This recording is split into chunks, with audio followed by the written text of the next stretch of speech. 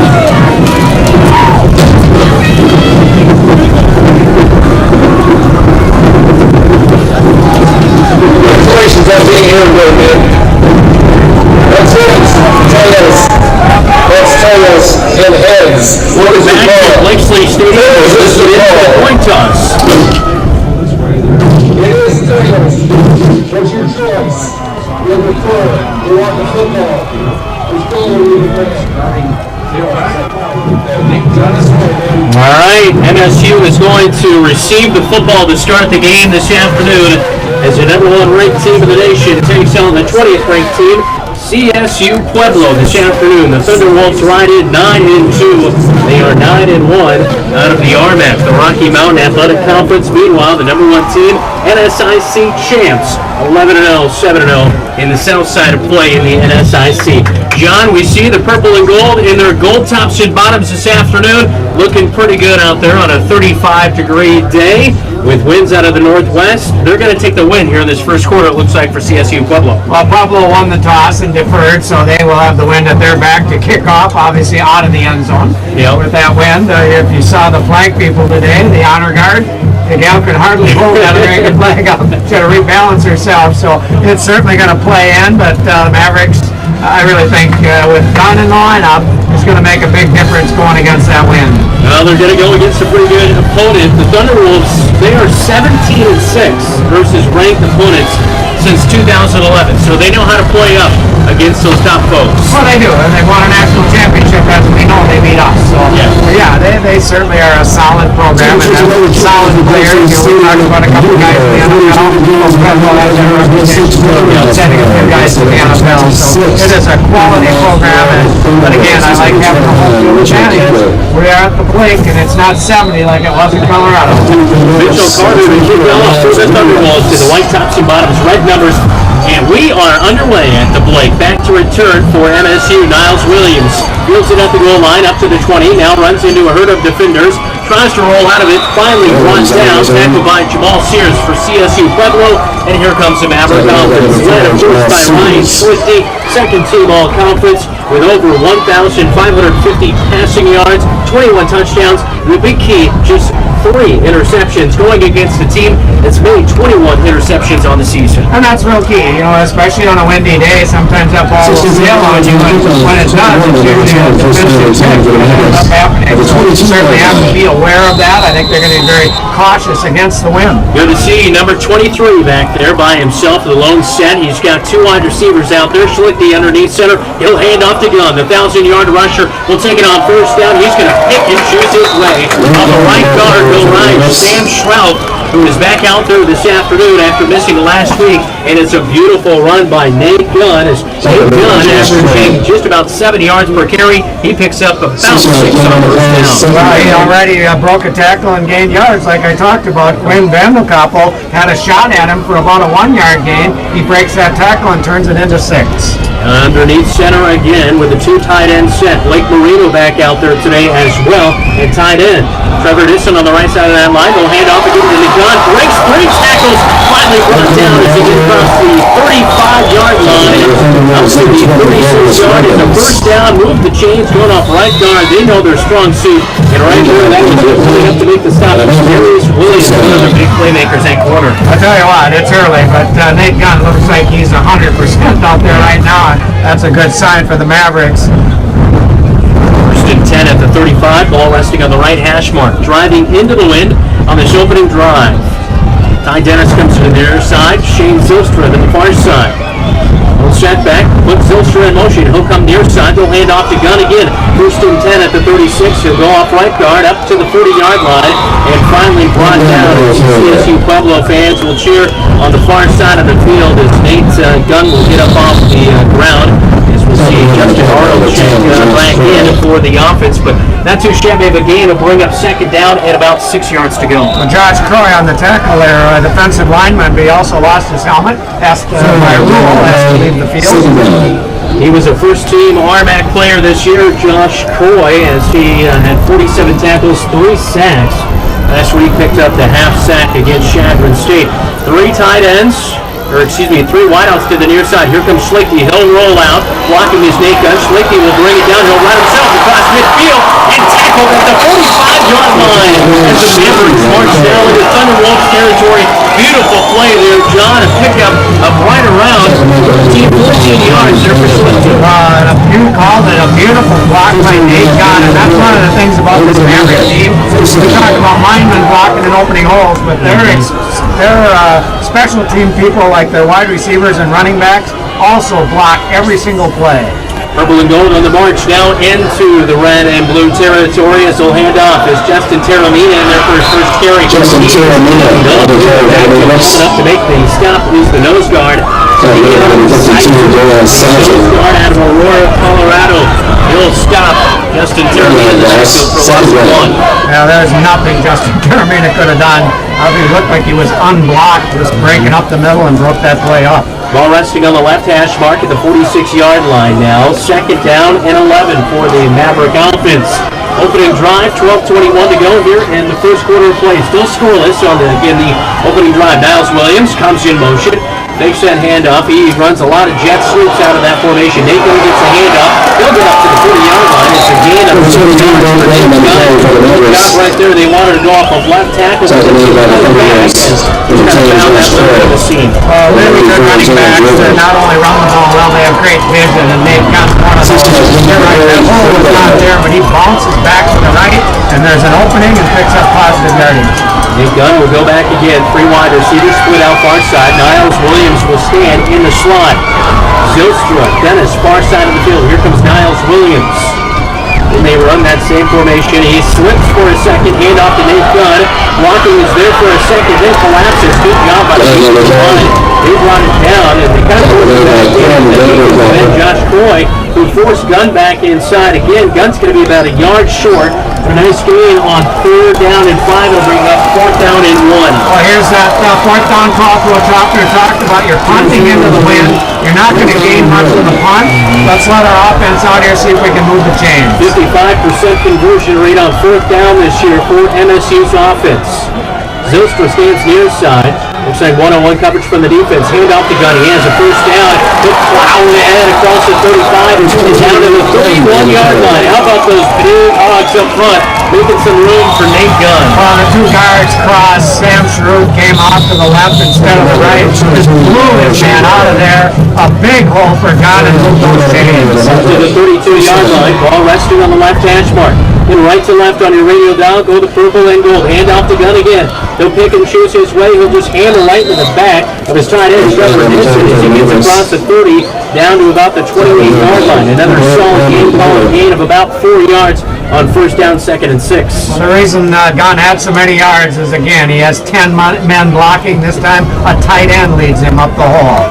He'll stand by himself in the backfield again. Is Schlichty underneath center. We haven't seen him out of the pistol or out of shotgun yet. Hand off to Gunn again. He'll get it, and he'll plow across the 25-yard line and get inside, just inside the 25, down to about the 24-yard line, while resting in the middle of the field. Still scoreless. The clock counting down of just about 10 minutes. So here you go, a nice opening drive of the 1st quarter. Yeah, they're really just moving the ball well on that line, doing a great job of blocking against one of the best defenses in Division II football this year. Yeah, this defense is very, very good. Just averaging about 271.7 yards per game given up. That's 10th best in the nation. 3rd down and 2 at the 24-yard line. Mavericks marching deep now in defender-world territory. Gunn goes off left guard, then a wall of defenders are there to stop him. He is close to the 1st down chains. It'll bring up maybe potentially 4th down. They needed 2. He got about a yard and a half, and it will bring up 4th down for MSU. They've already converted on 1, John, in this drive. And they're going to hurry up. They're right up at the line of scrimmage trying to catch Pueblo out of position. And Schlichty looked behind. He saw Gunn is set up, ready to go. 4th down and inches offside, or excuse me, false start offense. Looked like Blake Marino gets going just a little bit too early. So 4th down and inches turns into 4th down and 5. Just trying to get a little bit of an advantage there, but Blake just jumped outside. And really at that wide position at the tight end, he didn't need to get a jump. They were running that ball right up the middle, so a real mental mistake that time brings up a much, much tougher 4th down. So 4th down and 5. We haven't really seen him go to the air at all on this opening drive. Kind of making his statement drive with the 3rd best rushing offense in the nation, averaging 291.7 yards per game on the ground for this number 1 team in the nation. Out of the shotgun for the 1st down this afternoon is Schlichty. 2 wide receivers to the far side, Dennis to the near side. Looking over the middle as his tight end, but shoots it way over the head of the intended target, and Trevor Nissen. It's incomplete. Turnover on downs. He had Nissen all wide open. Beautiful play call by Joe Bashorter, the offensive coordinator. Well, it was just set up so perfectly. The wide receiver runs across field to the right, and Nissen sneaks out, and he is 2-3 steps in front of the guy guarding him. Again, that wind, it'll make the ball sail. It sailed way over his head. Here we go, turnover on down. So the first time we'll see the CSU Pueblo offense is Rex Dawson, the quarterback, number 11 out there underneath center. Got a pretty good running back behind him, Rashay Denard. Denard stands 7 yards behind the line. Osho Washington comes in motion. They'll hand off to Denard on 1st down. Larry Moore comes up. His initial contact, but in there is Jerry Nash the third to make the step. The first team defender in the NSIC make the play. I'm with Brendan Bristol, the linebacker. Just good team tackling that time by the Mavericks. Not much room for the Pueblo. 2 first-team guys in the NSIC. That's not a bad combo. That's for sure. Brendan Bristol, 43 tackles on the season. Meanwhile, for the other guy, Jerry Nash, 58 total tackles, tops on the Maverick roster. 2nd down and 9 after the 1-yard run by Denard as the quarterback and Rex Dawson calls calls out the signal. He'll fake the handoff, play fake, rolls out near side, tries to go to his tight end, and Zach Boyd is incomplete. He's another first-team player in the RMAC, but it kind of was a little bit low, and obviously they have the wind behind him. Might have been a little bit too hot to handle. And Jamie LaPlante in front of the quarterback, forcing the issue a little bit, but that's one of the things besides sometimes catching the ball when you're not used to being in this cold is really a hard thing to do. That time, that was right in the hands of their tight end. He just dropped it. Third down and 9. 8:01 to go here in the first quarter of play. Turnover on downs for MSU on their first drive, and taking over deep and on their own side of the field is this Thunder Wolves offense. He'll drop back out of the shotgun. Dawson has pressure in his face, floats it out there, incomplete. Larry Moore on the coverage, locked down Larry. Galen Johnson, the intended target. Fourth down, it brings up. Evan Pariseau broke through. They did a little cross on the right side, and he came through clean right in the quarterback's face. He was throwing off his back heel that time and sailed it over the receiver. 49th ranked offense in the country in CSU Pueblo. Pretty good defensive stand right there. Very good start for the Mavericks. Mavericks show a little bit of pressure on the front. They roll out, they'll run it away, and with that way, it will carry all the way down to the 20. Arnold will go over and look at it at the 10. It's going to go down to the 6-yard line. A beautiful punt that time by Tanner Duda, as he averages about 39 yards per punt. A pretty good player in his own right. He is 23 inside the 20, 24 now on the season. Well, just a real nice jump. Got a good bounce. Smart by Arnold though to stay away from that bouncing football and not turn it over deep in your own territory. But this is the kind of thing that Coach Officer talked about, field position. We did have a good offensive stand, a good defensive stand, but their special teams has put us in a hole. Yeah, if you feel the length of the field right here, well, the Mavericks trying to put together a 94-yard drive to get a touchdown here, starting at their own 6-yard line. Backed up, they'll hand off to Gunn on first down and 10. He'll follow forward to the 10-yard line. It will be a gain of about 4 yards for the Maverick offense as they go off left guard. Again, nice blocking up front, good enough hole. If you can pick up 4 every time, you're doing great. 7.5 minutes to go here in the opening quarter. Second drive for MSU. Again, the first drive went turnover on downs. And again, on this drive, even very important to get at least a couple first downs, and because if you do punt, you're punting into that wind. Gunn gets a handoff again. He's going to be stuffed. Nowhere to go off of right guard. And actually, that was Justin Terramino to the carry on second down and 6. But he will bring up third down at about 6, maybe almost 70 yards to go here as they go off of right guard jump. Jamal Sears comes up, makes a tackle for the Thunder Wolves.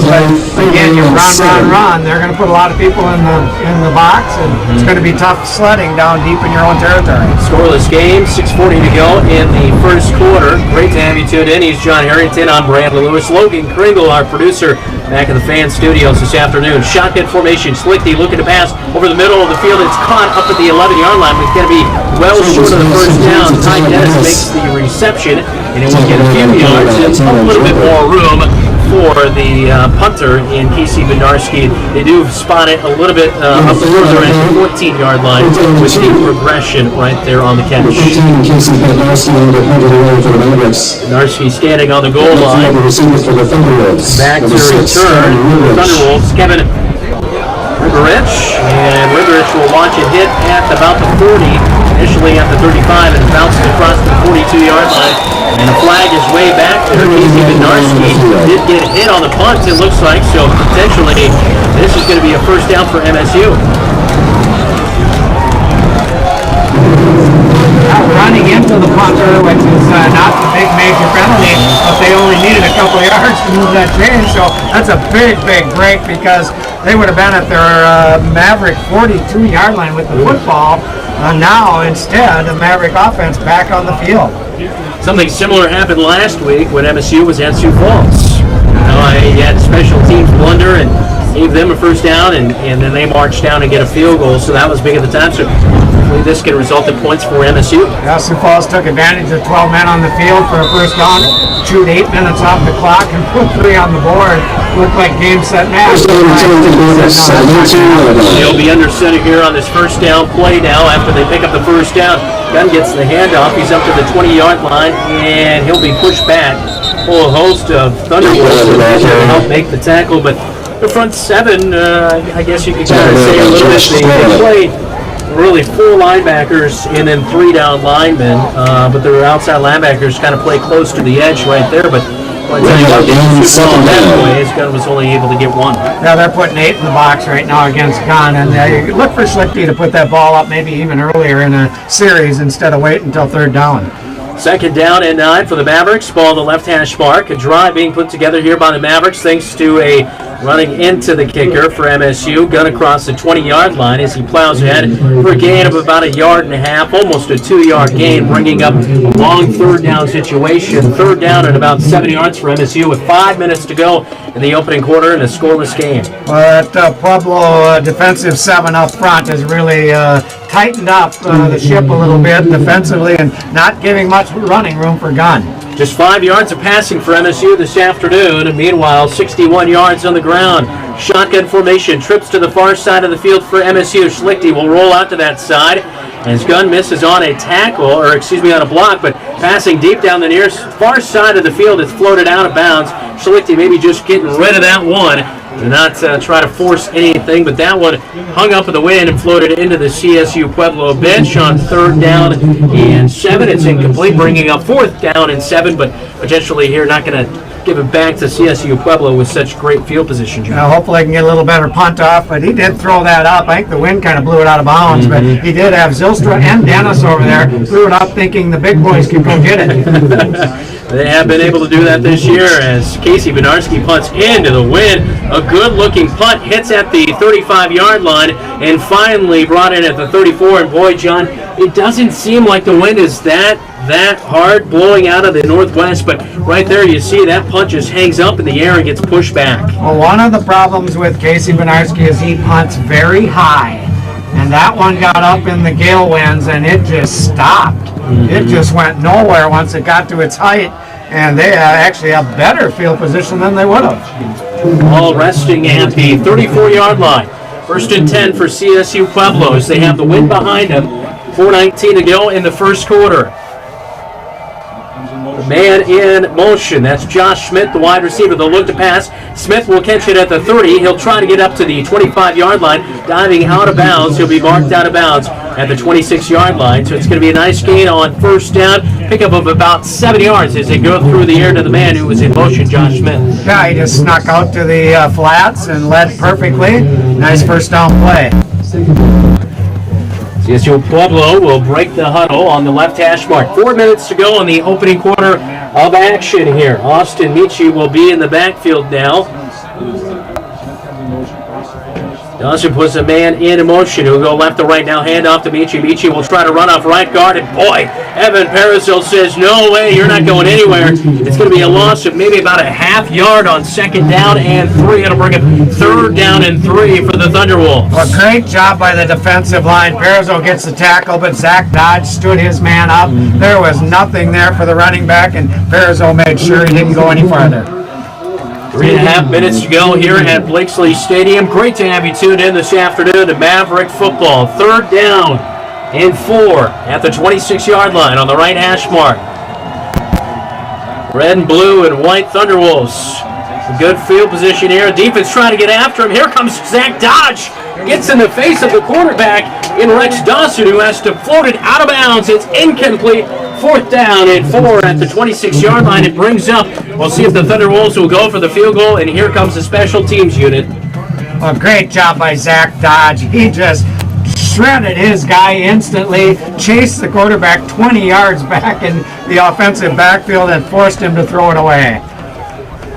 So they'll spot it up at the 35-yard line. It will be a 45-yard field goal for Mitchell Carter. He's perfect inside 30 on the season. Field goal is away. It looks like it has enough, and it is just good.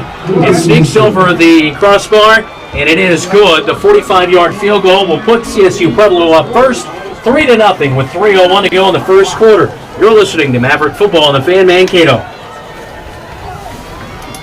They're 5-step right now. You're doing 4. They're not having much success blocking.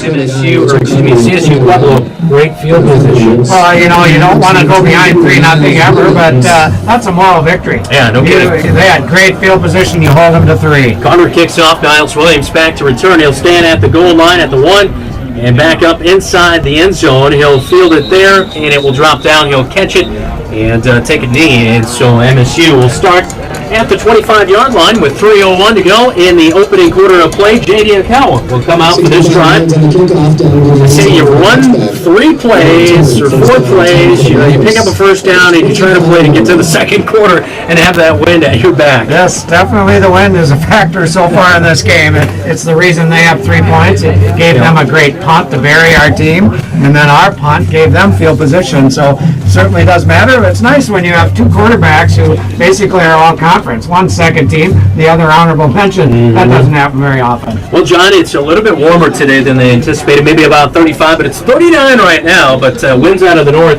and 22 miles per hour at times here this afternoon. Basking in the sun.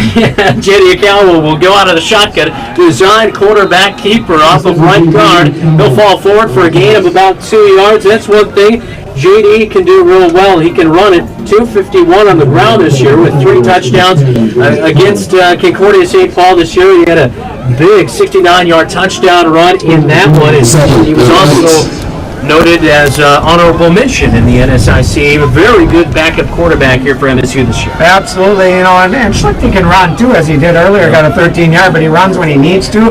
But they design runs for Akawa. Ian Pribble will check in the backfield. Akawa looks to pass. He'll float one deep down the far side of the field. Caught by Shane Zylstra, but out of bounds. Just almost there. Ty Dennis thought he had it. It was not Zylstra. He was near side. It was Ty Dennis on the far side of the field.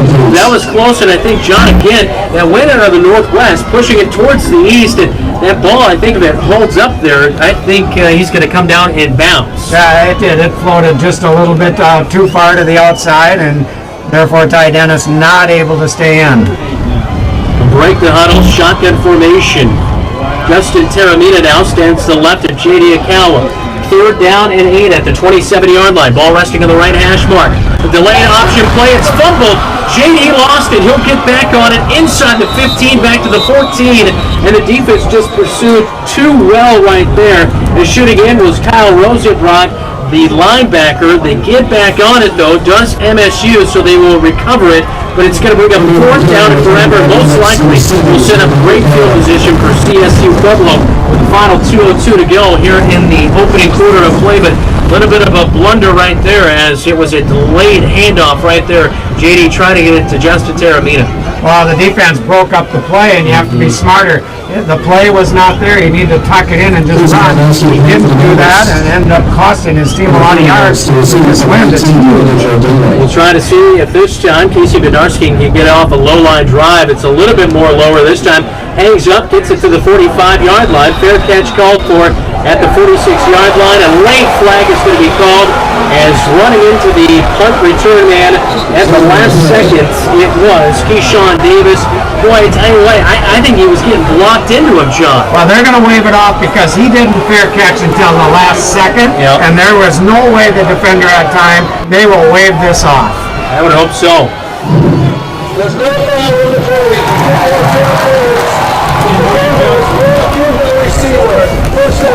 There you go. All right, so they do wave it off. Hey, definitely the right call there. It was just kind of all the right things setting up in the wrong way, I guess you could say. Well, a decent punt by Casey into that wind. Minute 32.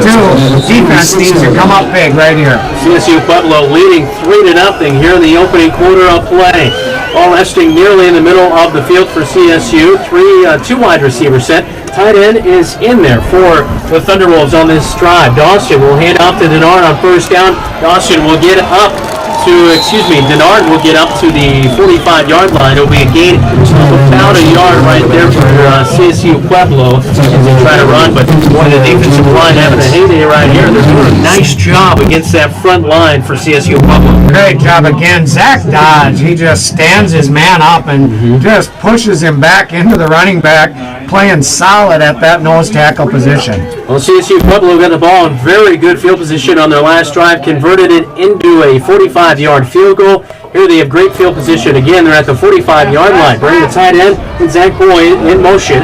They fake the handoff to Denard. Now pass over the middle of the field. Almost intercepted by Brendan Crystal, but it's incomplete as the ball rolls all the way down to the end zone. That will be incomplete, bringing up 4th down and 9 at the 45-yard line. And again, guess who? Zach Dodge putting pressure on the quarterback. Jerry Nash III also back there in coverage. Just the defense has really, really played solid so far. So long 3rd down play right here on the season. 3rd down for the 20th ranked Thunder Wolves. 46% on 3rd down. Not too shabby, that's for sure. You got a crowd supporting this defense. Pistol formation for Dawson. He has Denard behind him. Trips out to the far side of the field. Dawson looking to that side. Intercepted. It is going to be intercepted by MSU. Tyson Brooks steps up to play on the far side of the field. He pumps up.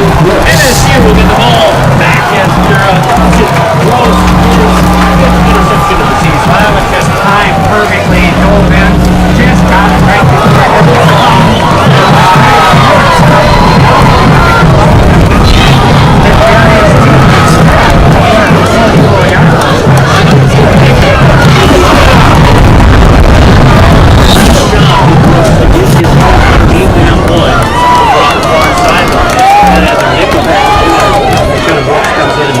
Huge play. So an interception right there from the defense. That will be number 13 on the season for the MSU defense. The offense will march back out onto the field.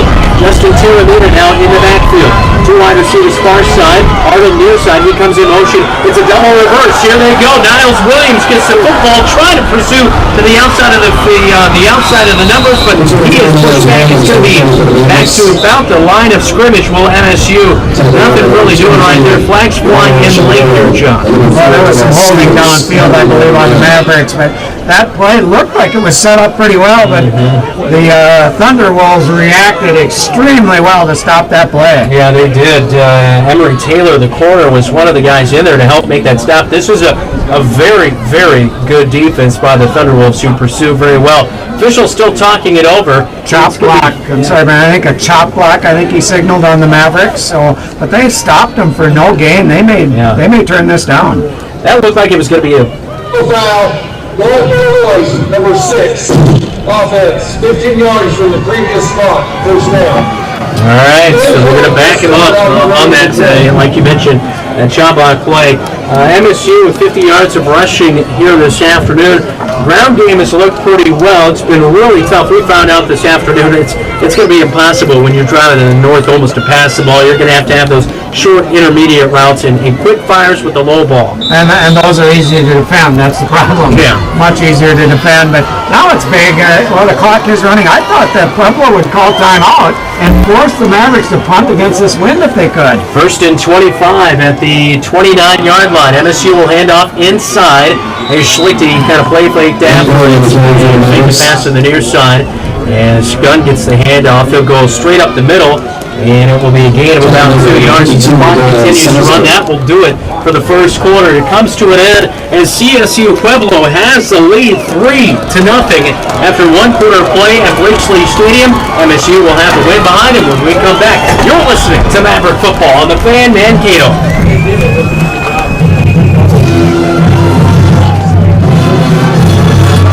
Let's do a 30, and let's come back with the gun since he's playing well. Yeah, that gun rejoin. I think we should have time.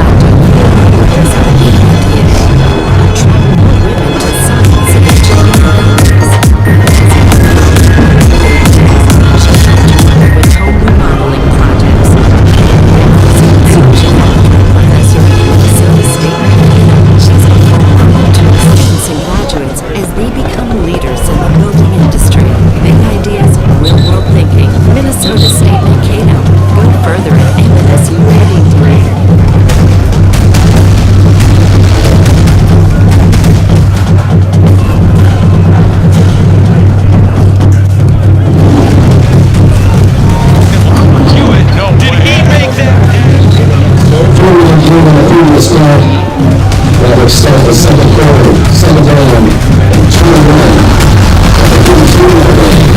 And Nate Gunn, that's his head coach. Right there, Todd Hoffner in his 8th year with MSU, talking about Nate Gunn. He was out there this afternoon, back after some absences due to that injury on the lower right leg. 52 yards in the first quarter of play. Here we go, second quarter, 15 minutes on the clock. It's going to be intercepted. Ty Dennis, the intended target, and it's going to be hit by the safety, Tanner Draper. Draper will come back to the 20-yard line as MSU look to get their first pass really through the interview going right there, but Draper was sitting over the middle of the field, kind of floated on it as Ty Dennis, the intended target, up around midfield, with a return of about 30 yards into just about the red zone for CSU Pueblo. Just an errant pass, no question about it. Again, sometimes it's hard to pass with the wind. You just can't judge where that ball's going to go a little bit. And Strickly just overthrew the receiver, and a huge pickup and a big return on it. Draper has his 5th interception of the year for the CSU Pueblo.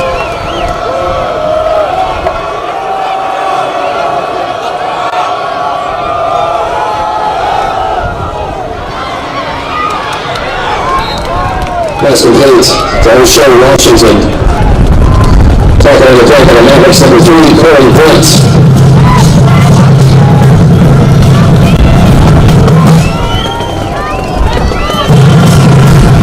That going on the play, second down.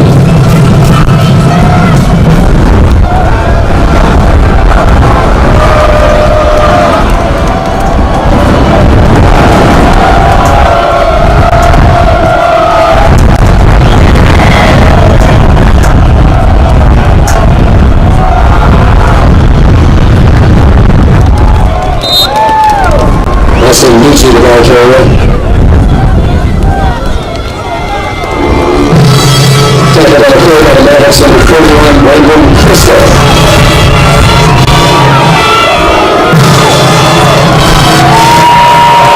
Two-yard gain on the play. 4 down and 2 at the 10-yard line.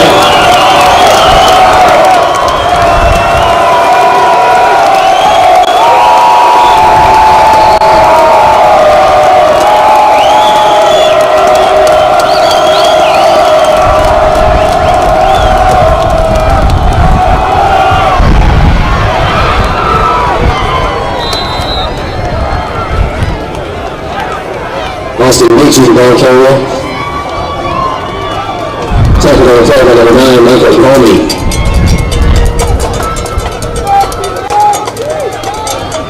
Three-yard gain on the play. First down and goal to go at the 7-yard line.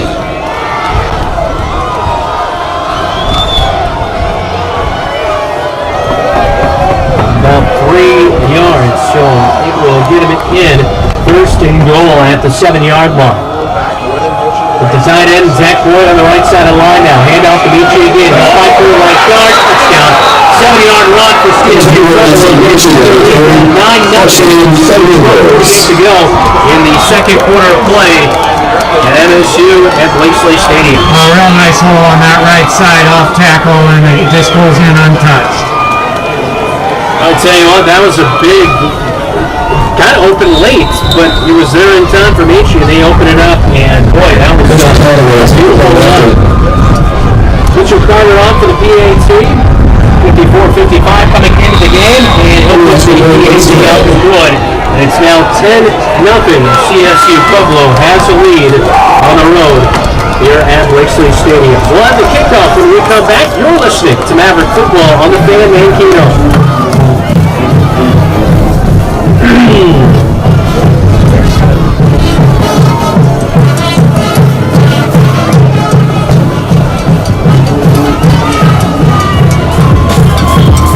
Sending to the football, still plays 18-yard series at 1 second, a 7-yard touchdown run by Austin Lucci. The National Play is good.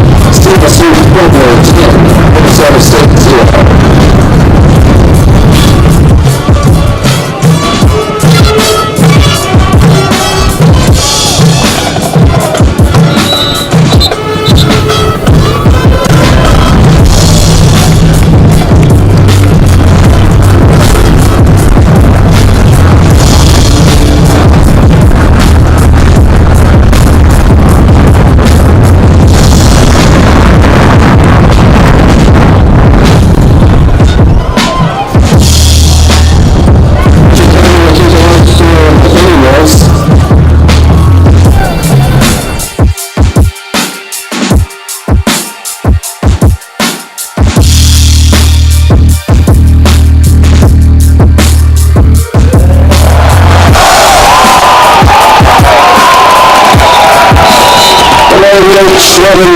Kevin Wilson on the return for the Mavericks.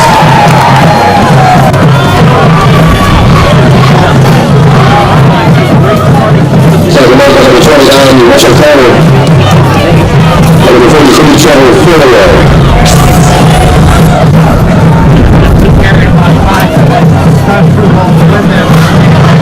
42 yards on the carry. 19 on the return. First down and 10 for the Mavericks to get a 42-yard line.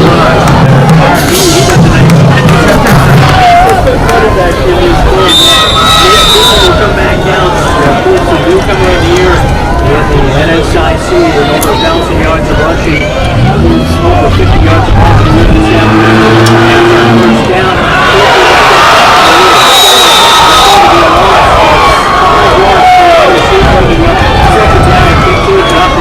First down. Second, number 45, Kyle Rosenblatt. And number 80, Michael Wilson. Following a loss on the play.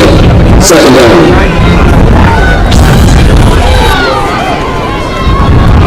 Down 15,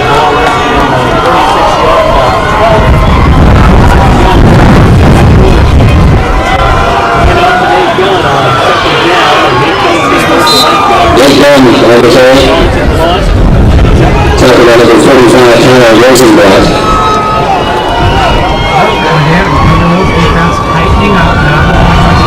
2 yards down on the play. 4 down and 12.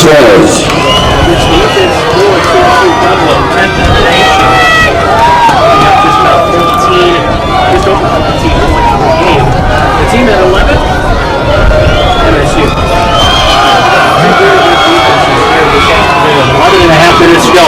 Schlichty with a hard count out of his shotgun. Got troops to the far side of the field. Look at the pass. He tries to scramble out. Throws it over the middle of the field. Waits. And CSU might be making the case that he was down. And they will say Schlichty was down back at the 34-yard line. So it'll be another sack for the CSU Pueblo defense. This time it loses MSU about 5 yards again, bringing up a very long 4th down. And with 11:15 counting, Narski out to punt for MSU, but he will have the win behind him. Ryan Schlichty needed another second of time because he had Trevor Nissen come wide open across the middle of the field. He can't get it over. Behind all his punts, easy to Narski to punt it away. Back to return Kevin Riverich. Riverich will see a very high, tight spiral punt. Back to the 20-yard line. He drops it actually.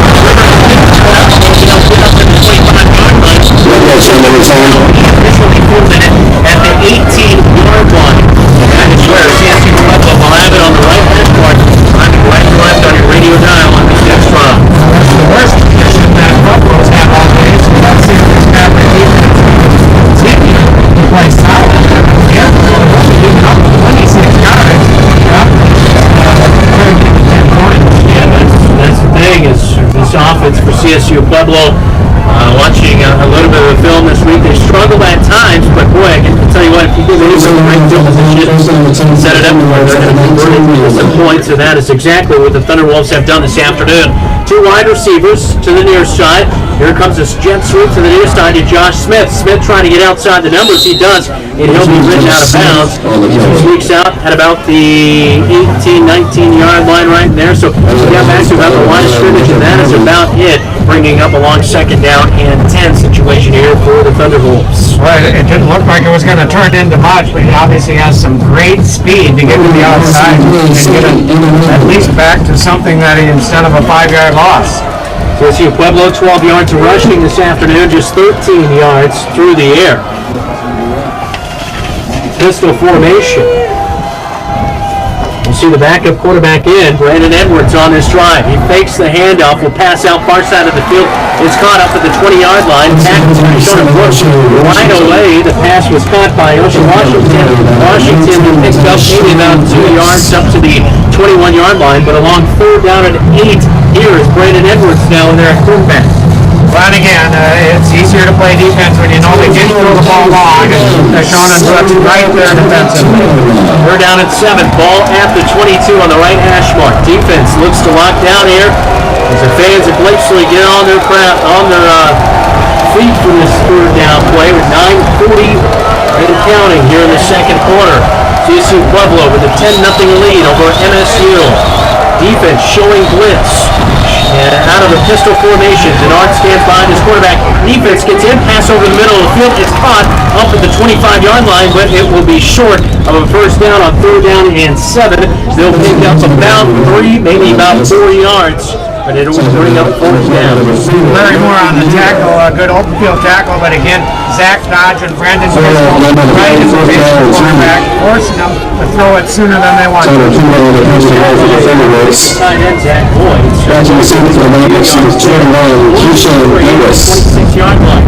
Moving back to punt for the second time this afternoon. He'll get the punt away, a low line drive, hits at the 50 and across midfield up to the 45-yard line. Back to return for MSU was Sean Davis. And Davis was just watching there as CSU Pueblo picks it up in the 5 yards to go for the first down. Neither quarterback has had a lot of success so far for the Mavericks. J.D. Akala coming out for his second opportunity. See if this Maverick machine can get rolling.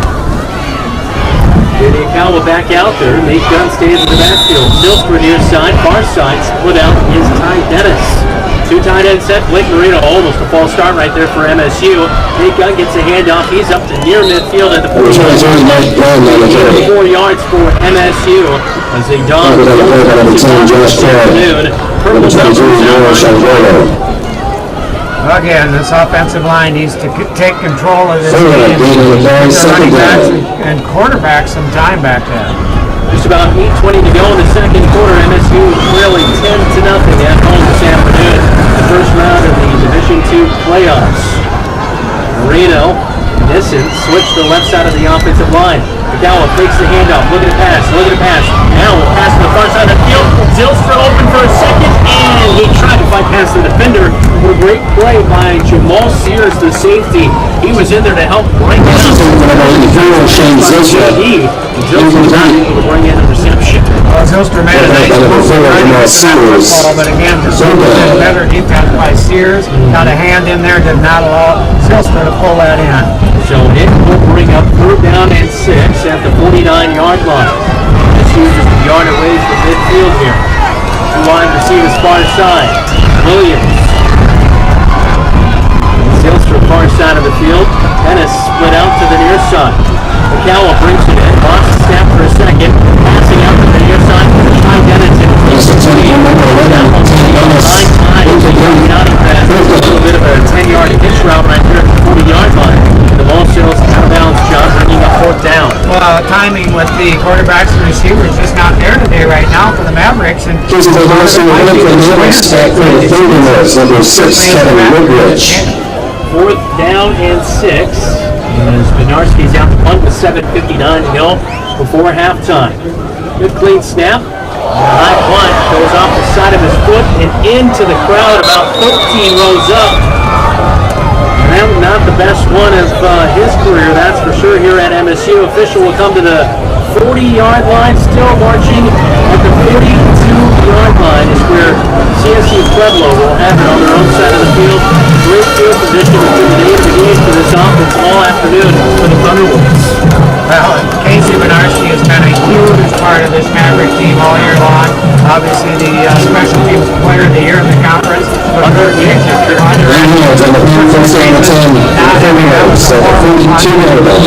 first one to admit it. Yeah, it's only a net of about 7-8 yards right there. 42-yard line is where they'll set up shop. 1st and 10, ball on the left hash.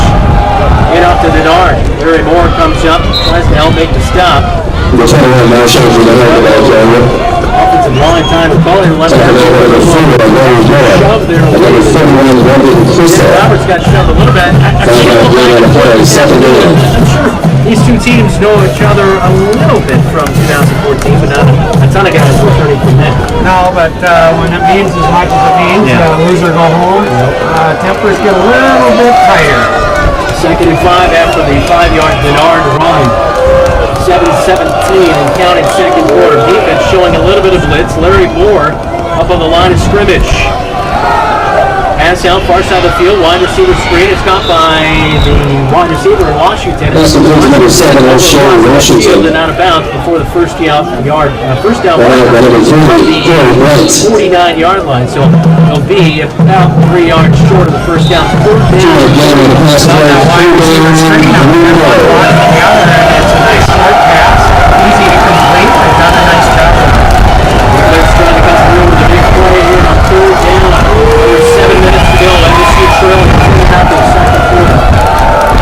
CSU Pueblo with a 45-yard field goal and a reaching run for the touchdown. 7 yards. Flags, no, not flags. It should be timeout by head coach John Riston. Taking timeout. Take it with them. 6:41 to go in the second quarter. MSU trails 10-0. Timeout. CSU Pueblo on the fan. Mankato. Yep. I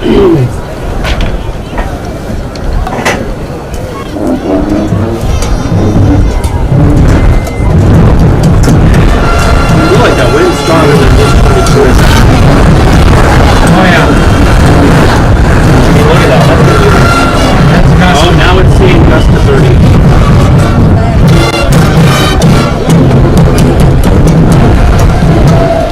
Crazy day and the blink this afternoon. Welcome back to Lakeland Stadium on the MSU campus. Mavericks trailing 10-0 to CSU Pueblo. Timeout taken by the Thunderbolts.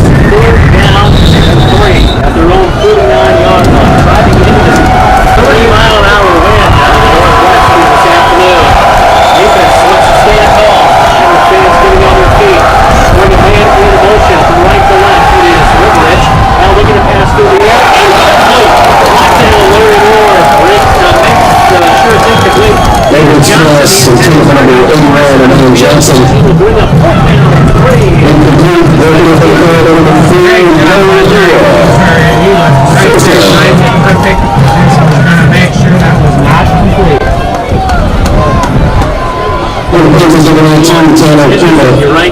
You know, you receive the ball from Mavericks number 27, Justin Arnold. Larry Moore, first team all conference, no interceptions, but teams just do not go his way. As the punt will come here, a long line drive hits at the 35 and will roll down to about the 25-yard line. Now rolls out of bounds at the 23.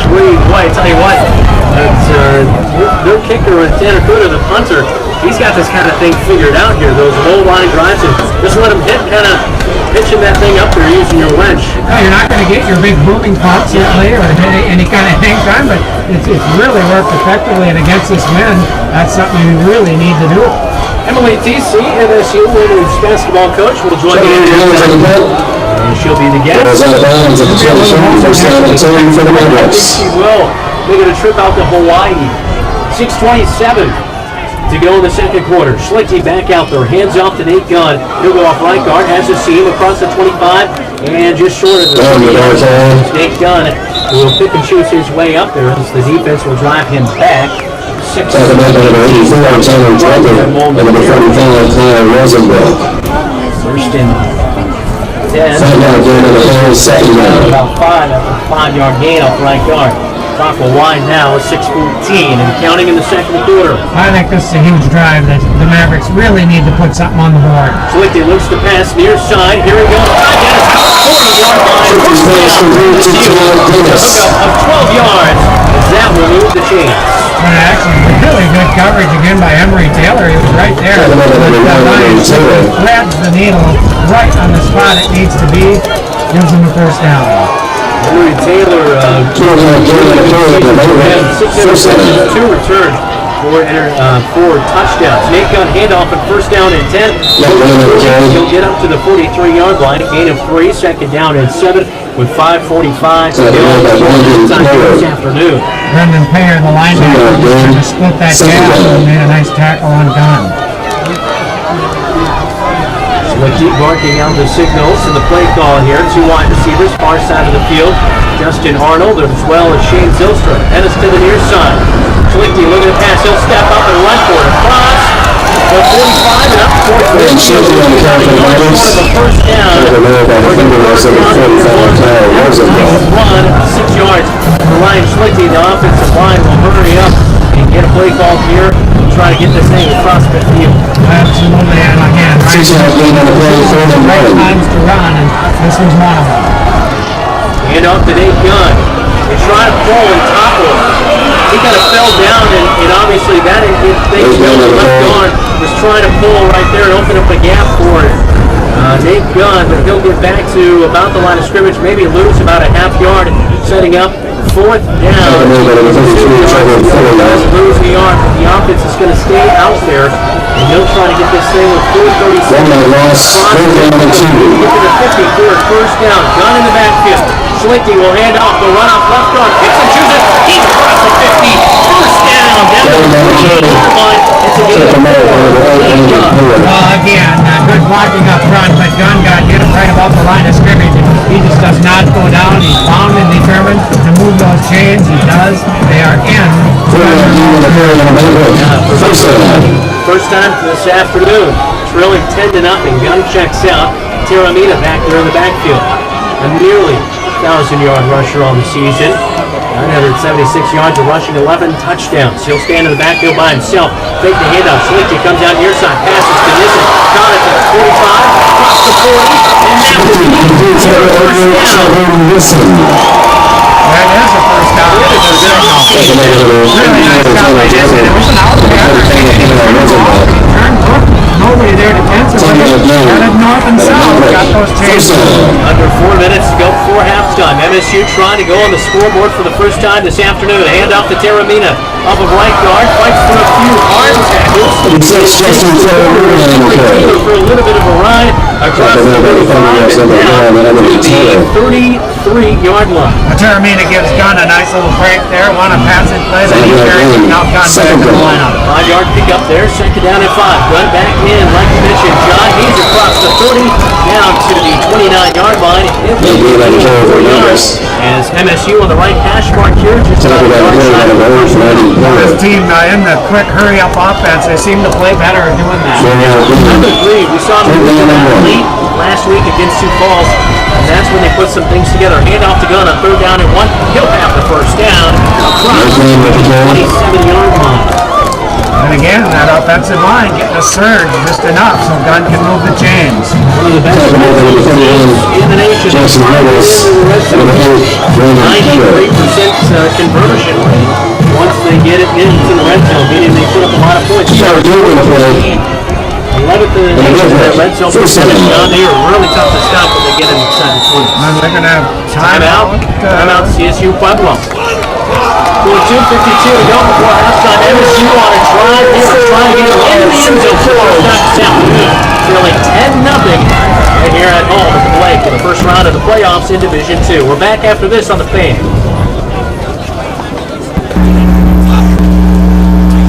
Yes.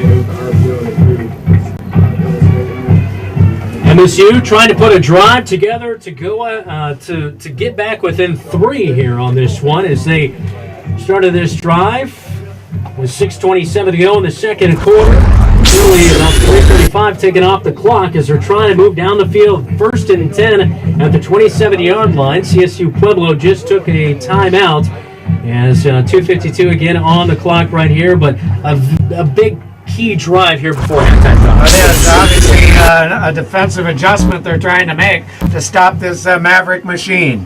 78 yards of rushing as a team here in the first half of play for MSU. Teramita stands in there on 1st down and 10. Play fake. Looking over the middle of the field for Blake Marino. Incomplete. Looking at Blake Marino at about the 10-yard line. Pass just a little bit too high. Trevor Philly on the linebacker is the reason that went too high. He had to lead him a little bit more, and he wanted to. Good position that done defensively by the Thunderbolts. 2:47 to go before the break. Gun back in there on this play. Two wide receivers set, two tight ends in there as well. None will go off the left tackle. He's brought down to the backfield. Huge Boyd, he comes in and gets the tackle from behind. And he can bring up. Just get back to the line of scrimmage. Yeah, they just stood up the offensive line that kind of walked that with the line. Nothing for Gunn.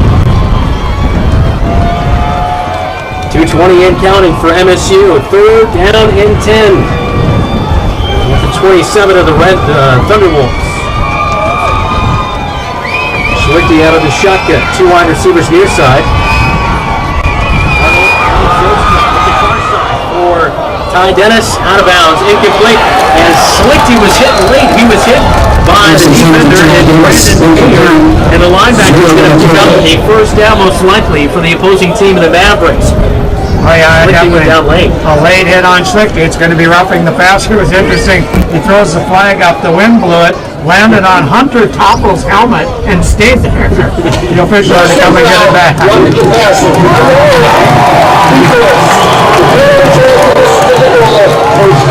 Well, that's a big play right there because he was going to bring up fourth down and 10 at the 27-yard line. That's going to move it halfway there. So the ball will be inside the 15, inside the red zone now will be MSU. First and 10 at the 13. So instead of Casey Benarski lining up for a 40-some-yard field goal, we're in scoring territory in the red zone. 2:02 to go before halftime. Ball in the middle of the field. MSU driving left to right, trailing 10-0.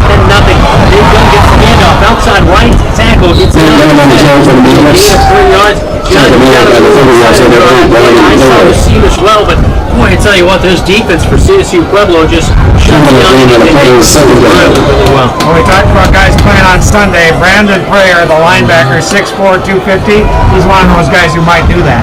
Schlichty out of the shotgun. He'll hand it off to Nate Gunn. Trying to ride Shroud down inside the 10. He'll get to the 9-yard line. A gain of about another yard. Third down and about 5 yards or so. Linebacker Prayer is really something. He holds up Shroud and still makes the tackle at the same time. 13 plays, 67 yards. Minutes on this drive right here for MSU. Trying to put their first score of the game on the board. Third down and 6 at the 9-yard line. Fumbles the snap. It's recovered by, it looked like CSU Pueblo got it initially. They say they have it. Officials say no. Fourth down MSU. MSU gets the ball back. They'll lose a few yards on it. Schlichty, just a bad snap, getting it from Jake Porter, the center, and here comes the special team unit over to the middle of the field for Casey Benarski. Well, a huge break because Dan Sizer, the defensive lineman, landed right on the football. Somehow it popped out, or one of the Mavericks ripped it out when they were down there. They hold on to the ball. 29-yard field goal attempt for Casey Benarski.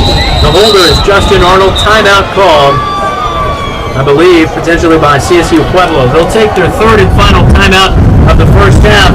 29-yard field goal for Casey Benarski. When we come back, Mavericks trail 10-0. You're listening to Maverick Football on the Fan Mankato. MSU was running to the touchdown call. We'd like to thank Domino's for being today's touchdown 15th food sponsor. I hope I can make it. You're going to go? Yeah.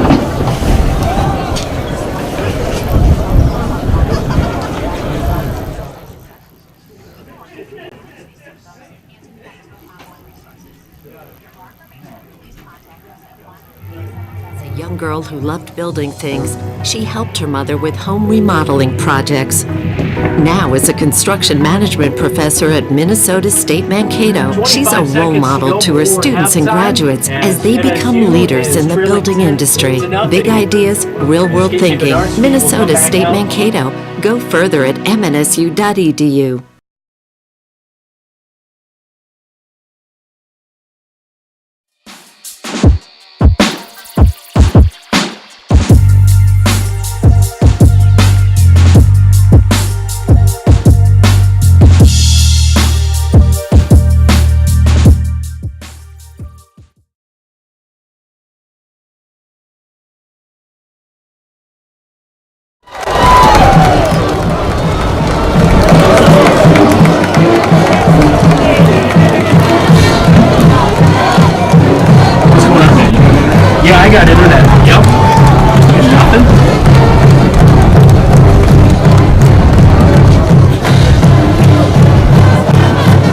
I haven't. Is there 2 outlets on your side? Yeah.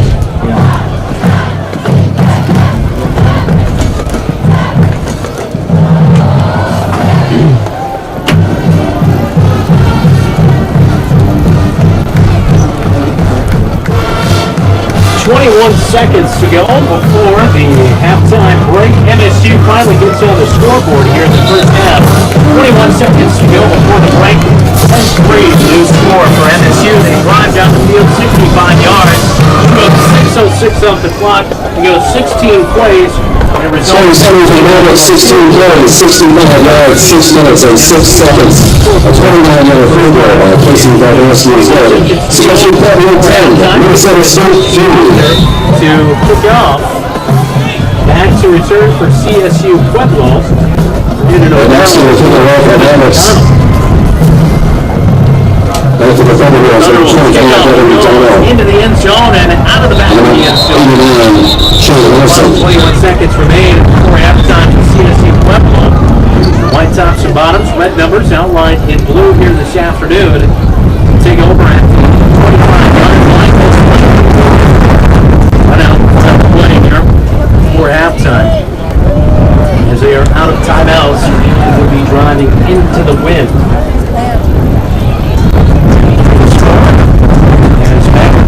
Brandon Edwards is back out there again.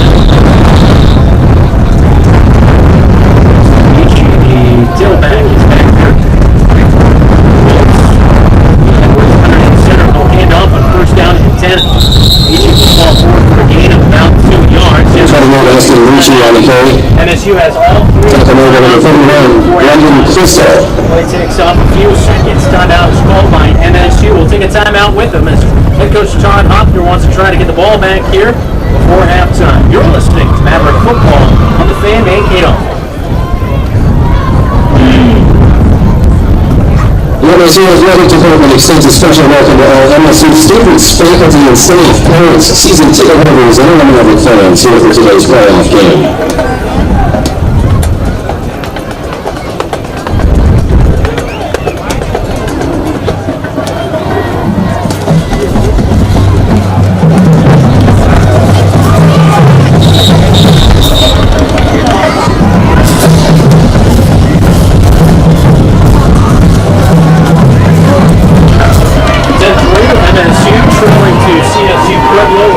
Seconds to go before halftime. Second down and 8 from the CSU Pueblo offense. The right hash mark. Timeout just taken by MSU.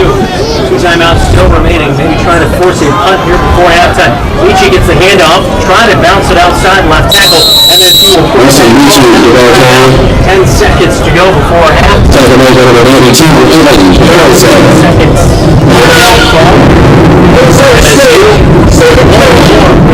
Here this afternoon.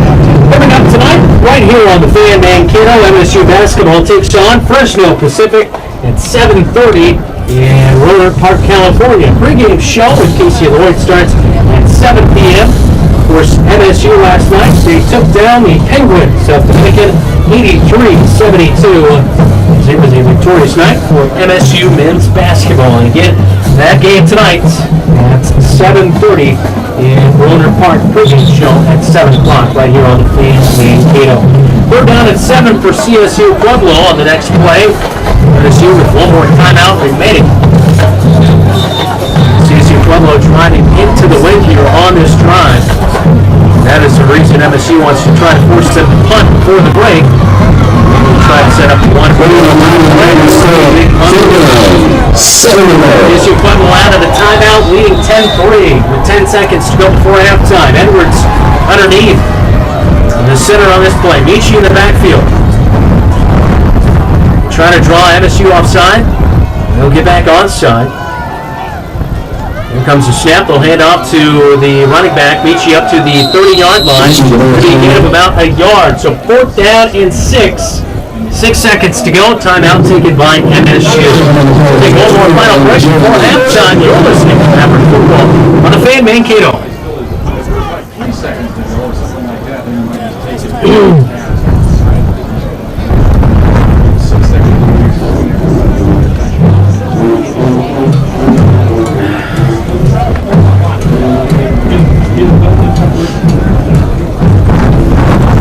John, you hear me down there?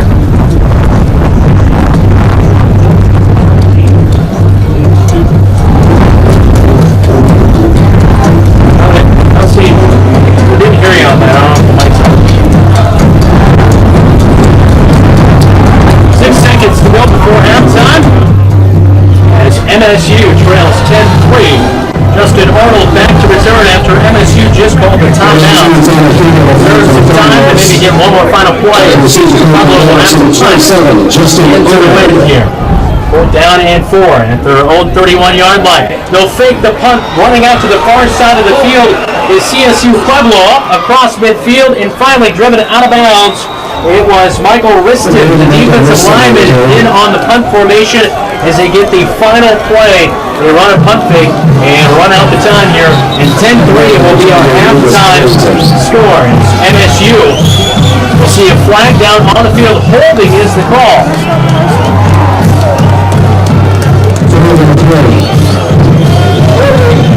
Number 33, offense, 2 minutes from the start of the ground. Repeat 4th down. So they'll repeat 4th down play here as MSU will probably see the special teams unit just take a knee on it for this final one untimed down. And CSU Pueblo leading 10-3. That's most likely what they will do, but you never know what might happen, a bad snap or anything of that nature. As head coach John Hoffner beckons his special teams unit back out onto the field as players were looking to leave and enter the locker room here at halftime.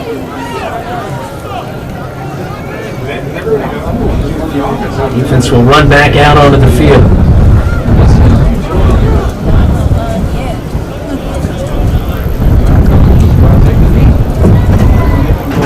The offense will actually just come out here as Brandon Edwards, quarterback, will come out. They'll look to take a knee for the final play of the first half. 4th down and 14 after the holding call, after the fake punt, and that will do it. 10-3 is our halftime score. MSU is trailing number 20th ranked CSU Pueblo, the Thunderwolves, on the road here as they are in the first round of the Division II playoffs. John is standing by down on the sideline. Just a matter of seconds with head coach Todd Hoffman. John?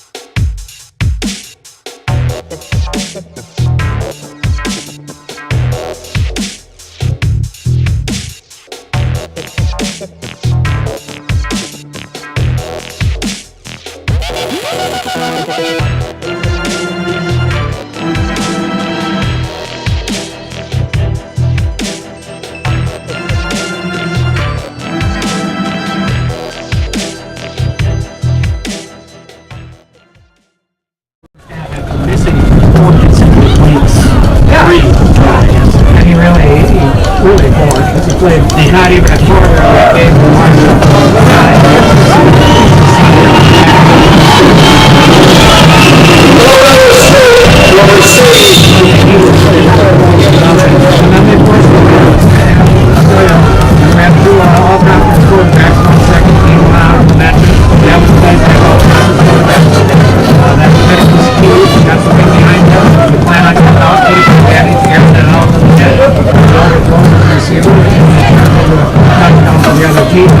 We did have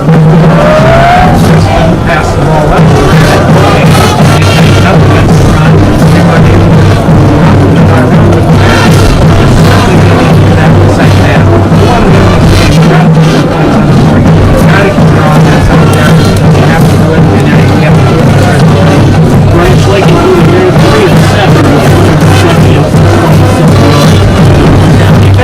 MSU, Brandon Crystal leading the man with 14 tackles in the first half. Corey Brent with 3. Kelly and Evan Herzog both with 2. Herzog has done a nice job to get some pressure in there as well. Somebody on the defensive line. On the other side, Brandon Clear, linebacker, 9 total tackles, 4 in the defensive tackles. Right at halftime, MSU shooting by 7. Pueblo 10-3. And for halftime report after this on the let's just take a here, Logan. We'll come back. How much is that for you? Is that a minute? 2 minutes?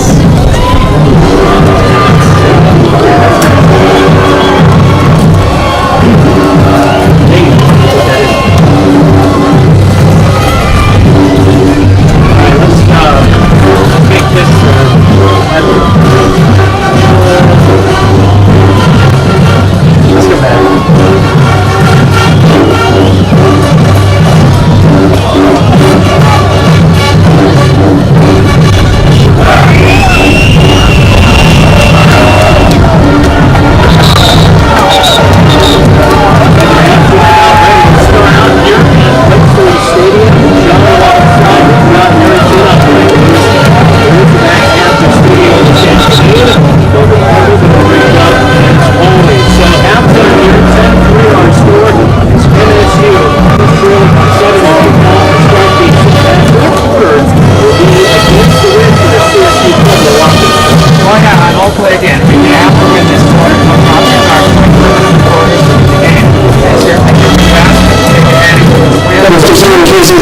let's go back. Start the second half for the Mavericks. They're deep to the Thunderbolts. He's number 25, Kevin Donald. And another 30 sack board.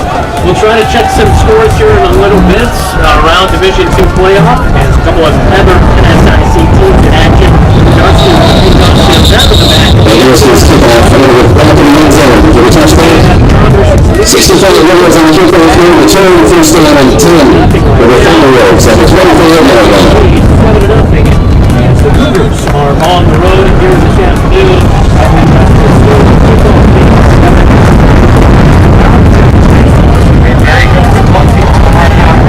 It would really be nice to see 15 minutes on the clock, third quarter ready to start.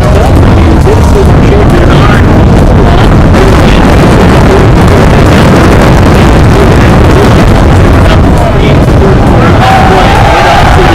Fake it. Now Edwards rolls out far side of the field. It is caught momentarily and falling out of bounds, incomplete.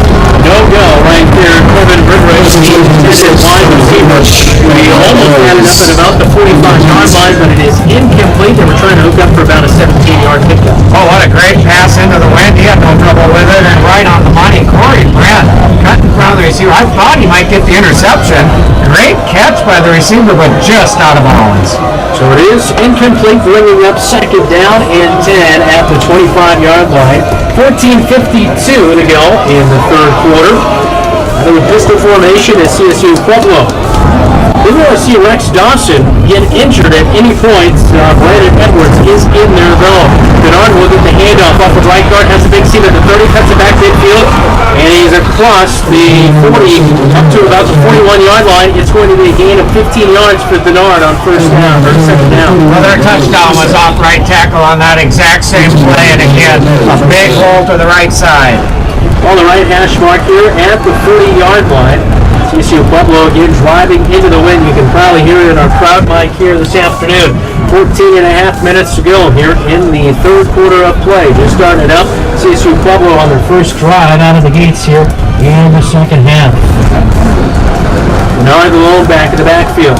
Two tight end set for CSU Pueblo. Wide receiver screen inside. Washington catches it at the line of scrimmage. He'll get up to about the 42-43-yard line.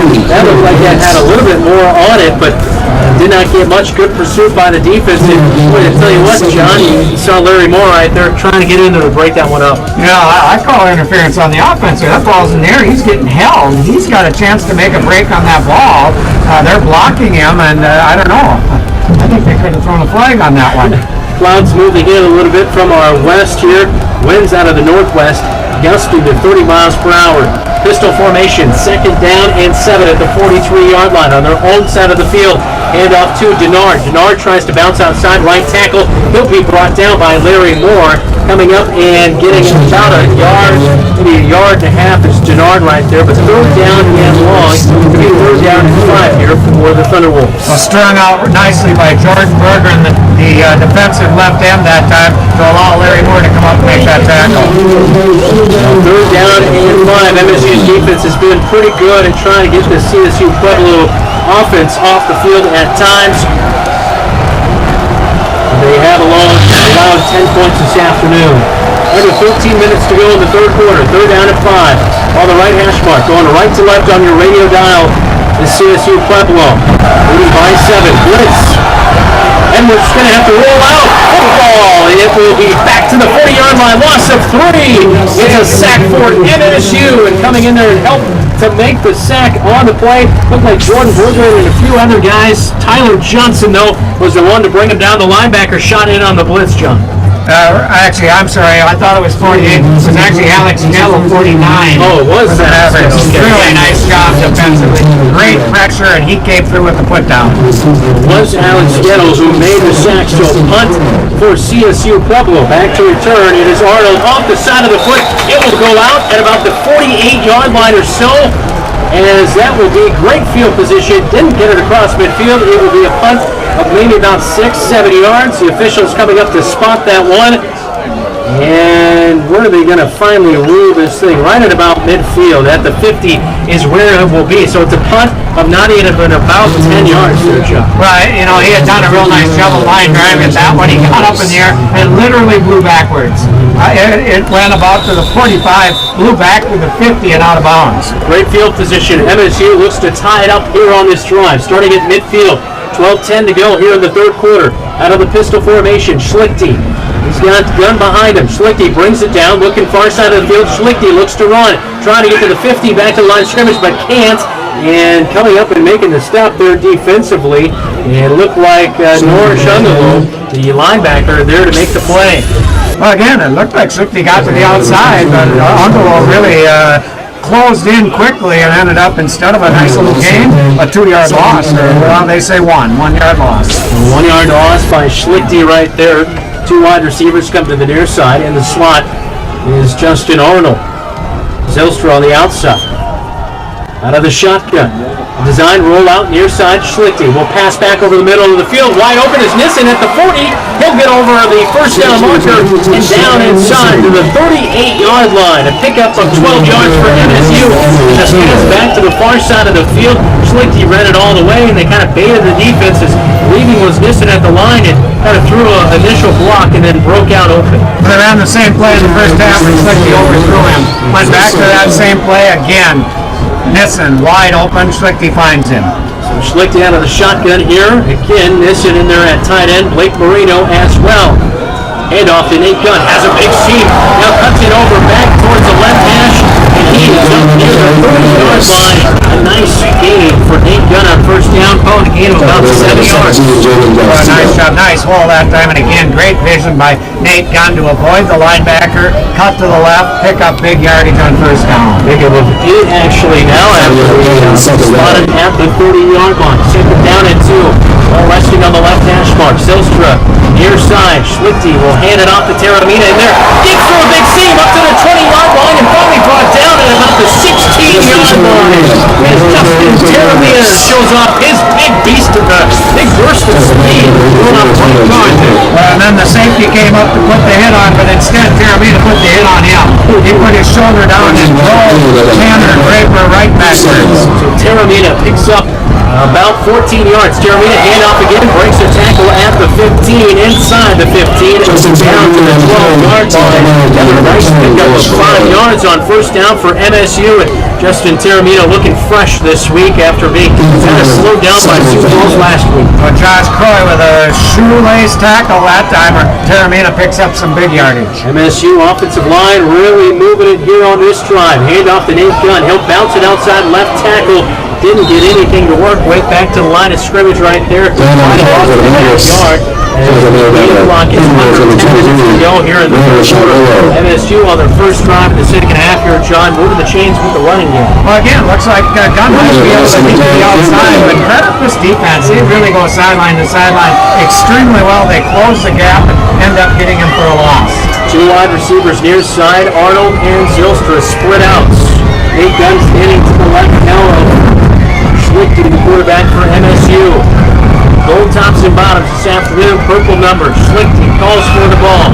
He'll bring it in. Pass out near side. Almost intercepted. It is dropped by CSU Pueblo. Julian Garcia, California, had it in his paws. On the near side, it looks like maybe they were trying to go to Justin Arnold, the slot man, but it's incomplete. Looks like they looked at Justin Arnold the entire time. The D-back read it perfectly. And very lucky to drop that. That would have been a huge turnover. Instead, it was line up for a field goal. 30-yard attempt by Casey Bednarski. Arnold the holder. Snap is good. Hold is good. Field goal. It is up and it is good inside the left elbow line. 30 yards down with 9:08 to go in the third quarter. MSU draws within 4. 10-6 your new score. MSU will kick off when we come back. You're listening to Maverick Football on the Fame Mankato. No, needed it. Yeah, got a score. Finally, you can see the run game come alive on that drive.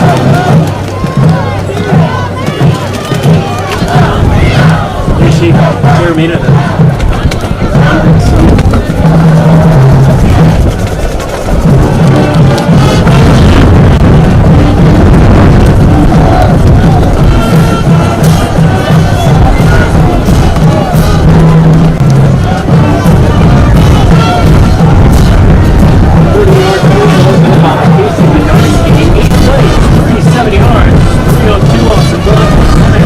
Summary for Magnus, 8 plays, 37 yards, 3 minutes and 2 seconds, a 30-yard field goal by Casey Bednarski's good.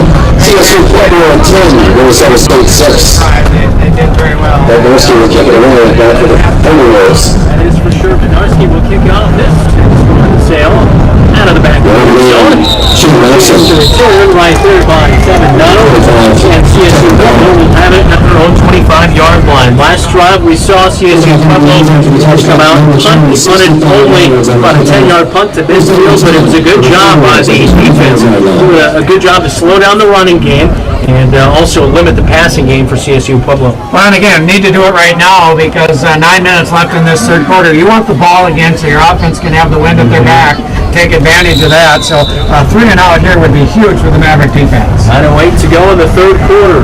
10-6 to score. Great to have you along. I'm Brad Lewis, John Harrington alongside me. Look at man in motion, Josh Smith. They stop that motion. Now rolling out near side is Brandon Edwards looking to pass over his throw it into the Maverick bench, and it is caught over there by Kenny Johnson. He had an interception last week. He was playing against Sioux Falls, but he brought that one in including on the sideline for MSU. Incomplete, brings them second down and 10 at their own 25. Well, that's smart quarterbacking because if he keeps the ball, he gets tackled by Zach Dodge and he might not get up. So he threw it away and took one for the team. Again, we did not really see anything for Zach Dawson, the quarterback for CSU Pueblo, but he is not in there. Brandon Edwards in there now for CSU Pueblo. He entered in about the midway through the second quarter, maybe a little bit before that. He'll bring the tight end, Zach Boyd, to the right side of the line, and now swing it out there at the 20, caught in the backfield, and he'll get across the 25 up to about the 26, maybe 28-yard line is now where it's officially spotted, but it was caught by the wide receiver in Osha, Washington on that screenplay there. Boy, they looked like they had him wrapped up for maybe a loss, but he was able to get through for a few yards. Yeah, he broke a tackle there and did get a couple of yards, but really covered well by the Maverick defense. So 3rd down and 6 at the 29-yard line. Trips to the near side. Slot man is number 6, Kevin Riverich. Very good punt returner. And the timeout's going to be called by CSU Pueblo. Timeout for CSU Pueblo. 3rd down and 6. Did not like what they saw defensively, that MSU was lining up. They're driving against the wind here at Blakesley Stadium. They tried timeout before, but no, 12 men on the field, so that's going to back them up 5. And that's a huge play. He had 3rd and maybe manageable at 36 yards. Well, yeah, they had 3 guys on one side, 2 on the other. The Mavericks are trying to adjust to see who's going to. Well, no wonder they had too many men to protect. Who's got who? Who doesn't have this guy? What's going on? We need another guy out here. But yeah, a penalty, and it does cost them, backs them up, and 3rd and 11 now from their own 24. So the timeout is a no-go as the flag did fly in there. Minnesota State Mankato. Formation Go is Brandon further at Edwards. Yes, Beachy back MSU.edu. behind him. 2 wide receivers near side. Defense showing blitz.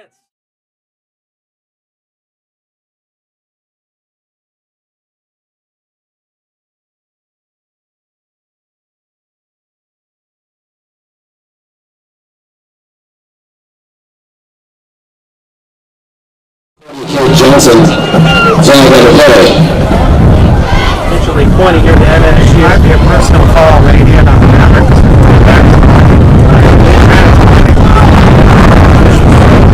Not working there.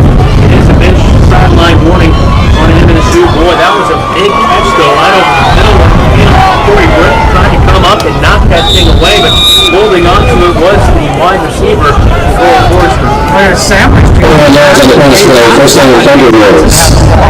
Somehow that receiver held on to it. That was a great catch and a huge play for Pueblo. Yeah, one of their bigger plays of the afternoon so far. They move up to the 45-yard line on the pass play on a long 3rd down conversion.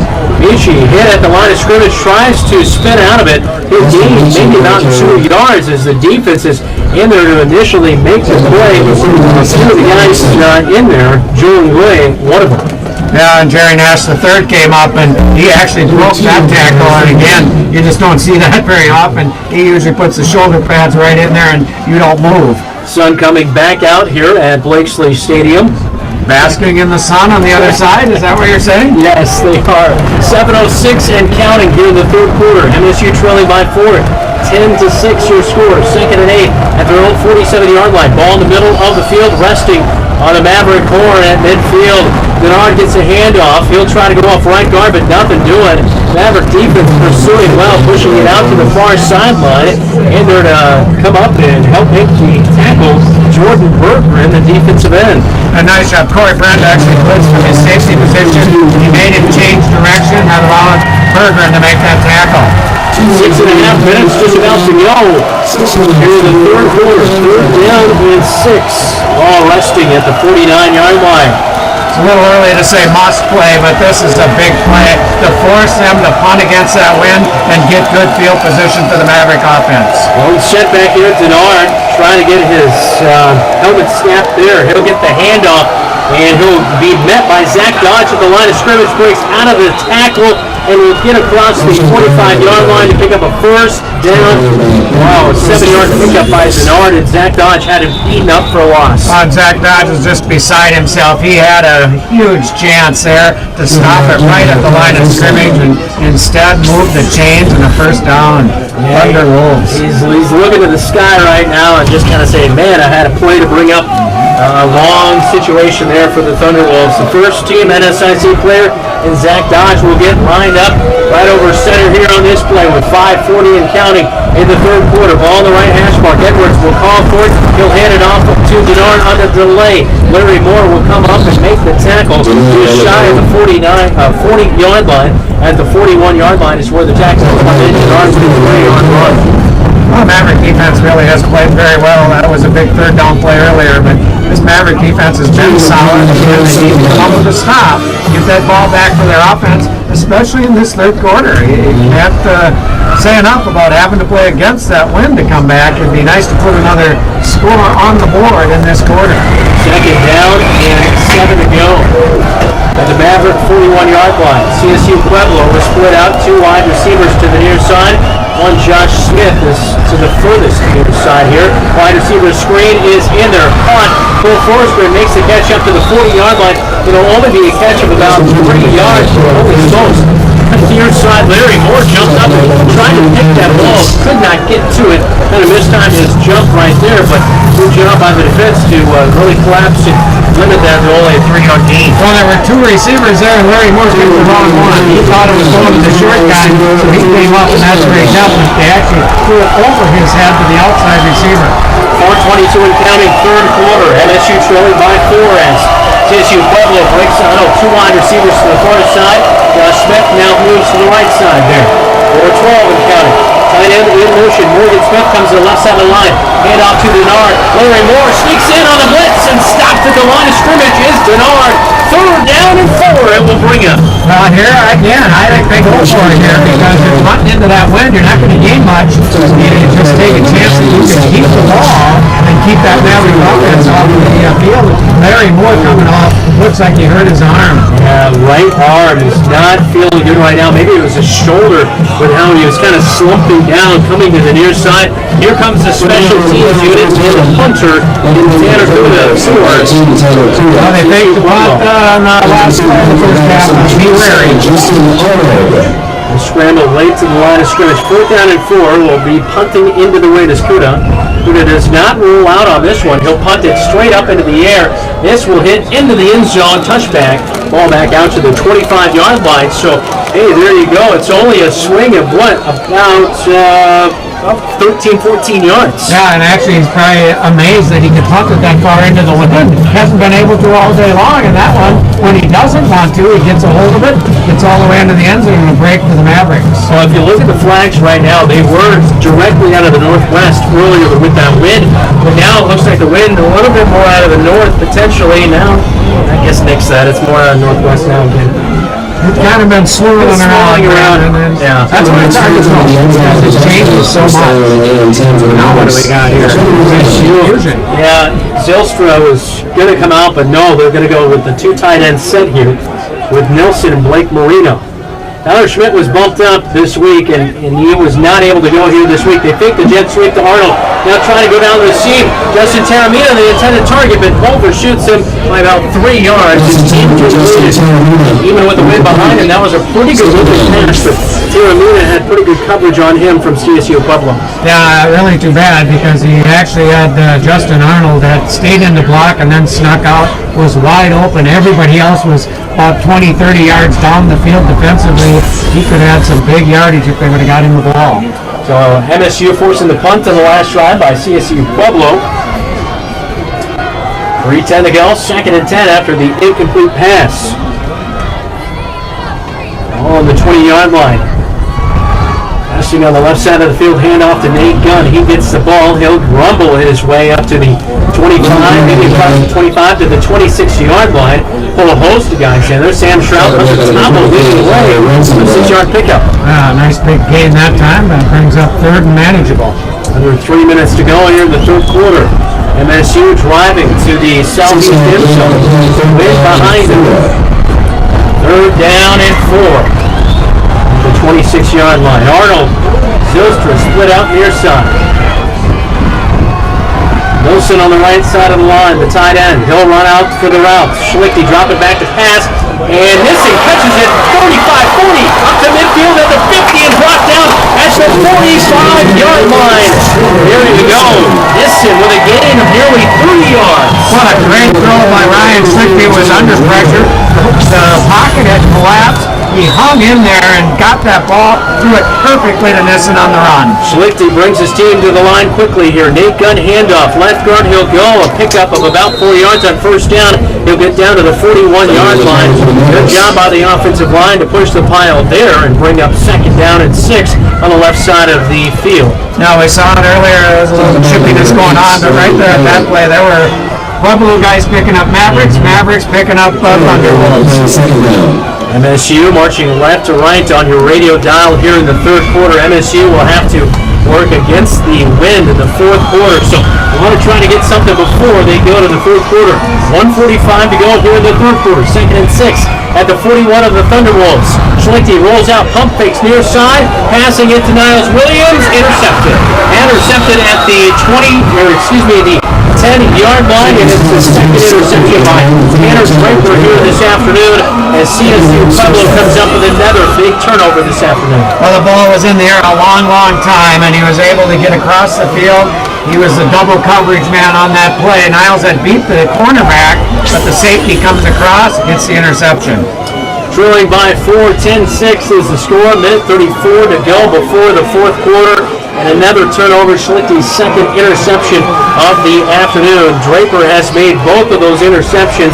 This team, 23 interceptions on the year for CSU Pueblo's defense. They will give anybody fits. I don't care who it is. They make plays all afternoon. MSU scrambles on a late defender here and gets set. Hand off to Denard on first down and 10. MSU will hammer them as coming in is Jerry Nash the third to make the play, and as well as it looks like Jamie LaPlante, the defensive end, to help make the tackle. Some people wait their entire career to be able to make a hit like that. That was textbook, shoulder pad right to the waist of the running back and just rolled him backwards. So we'll see here. This Maverick defense has been solid. It would really be nice to stop them and make them punt into the wind. Even if you have to face the wind offensively, you should end up with great field position if you can get 3 and out here. Play clock down to 10 seconds here. You can see CSU Pueblo just trying to maybe get to the fourth quarter here, leading by 4. 50 seconds to go in the third quarter. Out of the pistol formation, handoff to Denard. Denard trying to go right up the middle. Nothing doing. He's back to the 12-yard line. Up to the 12-yard line, I should say. That's a gain of 1 yard. Down at 8 maybe here. You take a timeout, John? You think maybe you try to conserve it? If you stop them here, you take a timeout to make sure they have to punt. But you don't waste it now, because if they get the first down, you wasted it. They do have to run one more play. Play clock and game clock are about even. 20 seconds to go here before the end of the third quarter. CSU Pueblo most likely going to just try to run this thing out, and now head coach Todd Hoffner will take the timeout. CSU Pueblo was going to play for the fourth quarter, and with the wind behind their back, but Todd Hoffner says no.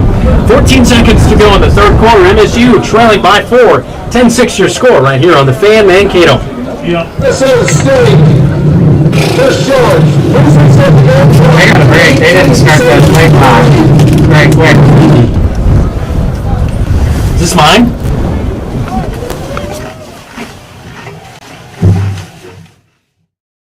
Recent Minnesota State Mankato graduate Jacob Ball has a big idea: become a bilingual family physician serving rural America. As an honors student and varsity athlete, he studied Spanish, biology, and biochemistry. He also volunteered at a Mankato medical clinic and studied in Ecuador. He's now in medical school, one step closer to bringing his big idea to life. Big ideas, real-world thinking. Minnesota State Mankato. Go further at mnsu.edu.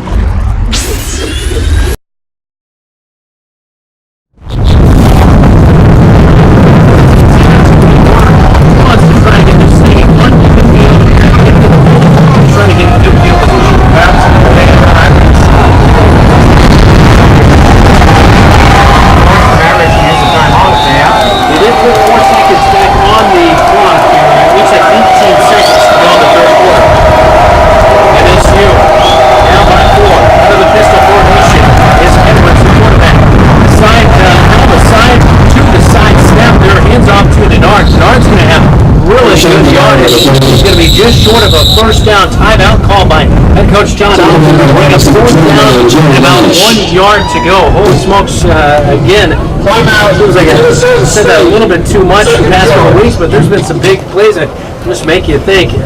Either way, Denard right there with a good run on that third down and 8 play. Yeah, really, very close to getting another first down. But this way, they run it because they do force the Mavericks to use another timeout. It gets them down to 1 left in the game. That was huge, but also for the Mavericks, you want Pueblo to punt against that wind. You should, even against the wind, have great field position. Last time they had them punting, they were at their own 40 and punted it just to midfield. It was a 10-yard punt, so we'll see if MSU can get good field position here. Keep in mind, CSU Pueblo, second to last play of the first half, they faked a punt and ran it for about 30 yards upfield, so that will be key to watch right here. Everybody's got to stay at home if you're on that. Well, they did that with no time on the clock. It's a little different of a situation. Right here, they would be very dangerous to do that. Shot. Fourth and 1, punt team is out. Tanner Kuda back to punt it away, standing at his own 6. Justin Arnold standing at midfield. Kuda to punt it away up into the wind. It's going to get caught. It's going to hit at 40 and back to the 35 and covered up at the 34-yard line. How about that? Boy, that's good coaching right there, taking those 2 timeouts. That was well-used timeouts that time, and certainly now your offense, they're in great field position. They're going to get 1 play off with the win, and we'll have to go into the win, but a very short game. Schlichty is going to come in.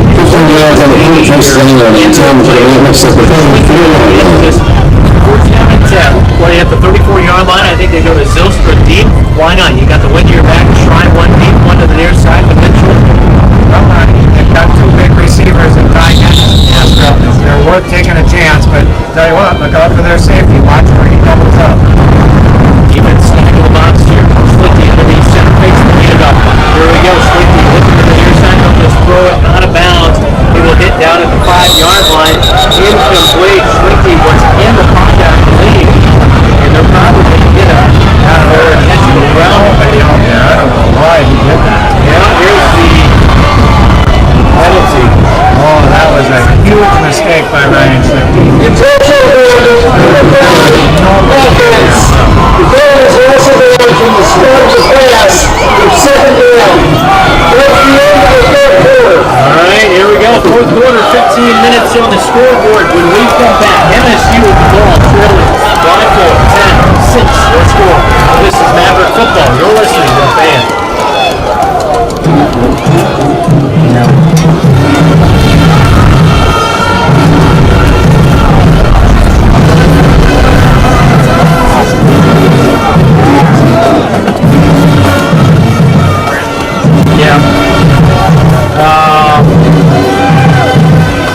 Maybe we need to get a minute break in here.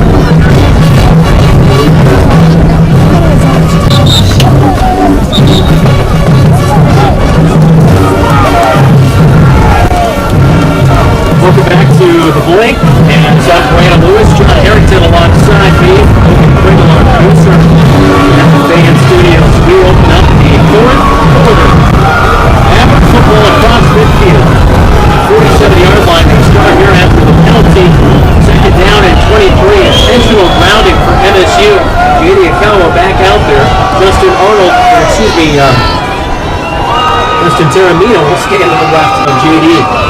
Trips to the near side of the field. Niles Williams split out in the slot. There's Justin Arnold. Hand off to Taramina. Taramina back to the line of scrimmage. Justin Taramina. 3rd down and right there to fill that hole, and no goal for Justin Taramina. That was checking either at the potential line of scrimmage or maybe a one pass option play. Trips to the near side, nothing really doing right there. J.D. Cowell standing in the shotgun formation. Carolina to his right. Two wide receivers near side. Ty Dennis and Niles Williams. J.D. Cowell looking over for Shane Zylstra.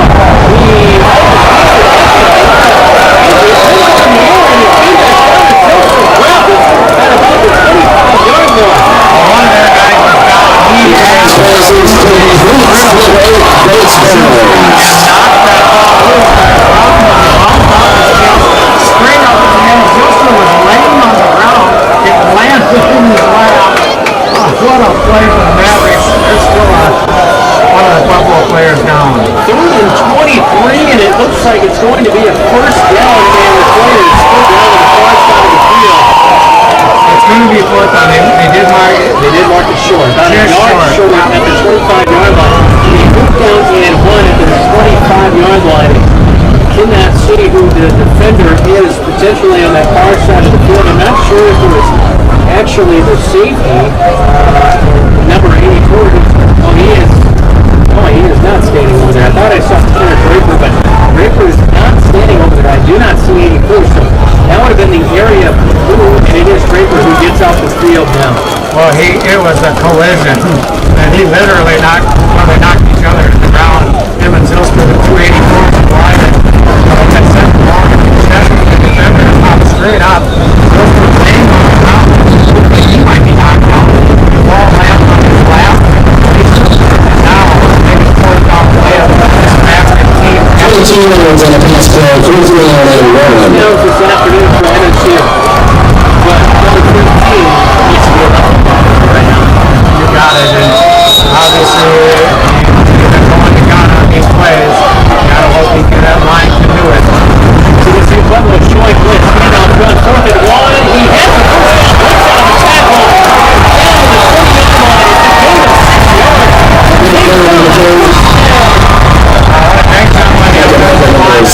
Down to the 20-yard line. After game 1, it turned into a gain of 3.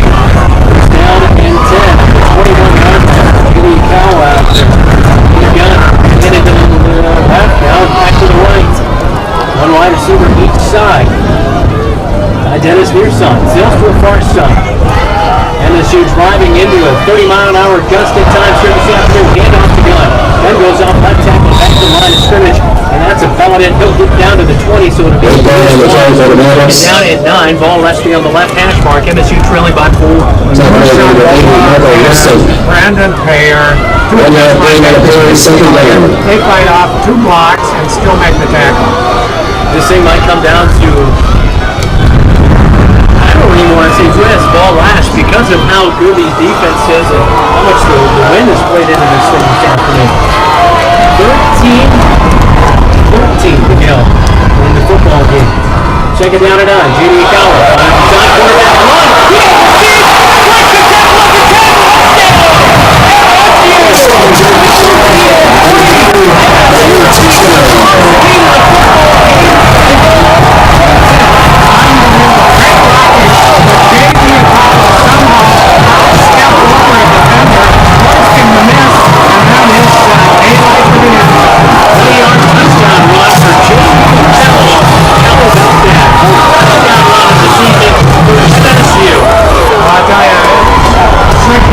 Design quarterback run.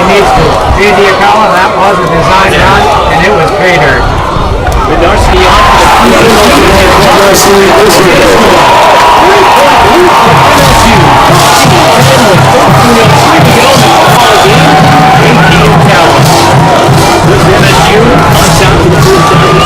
We're back. Maverick football right after this on the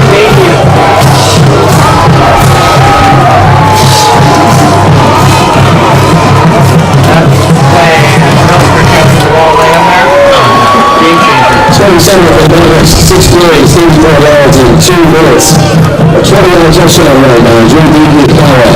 The extra point is up. Minnesota State 13. CSU Pueblo 10.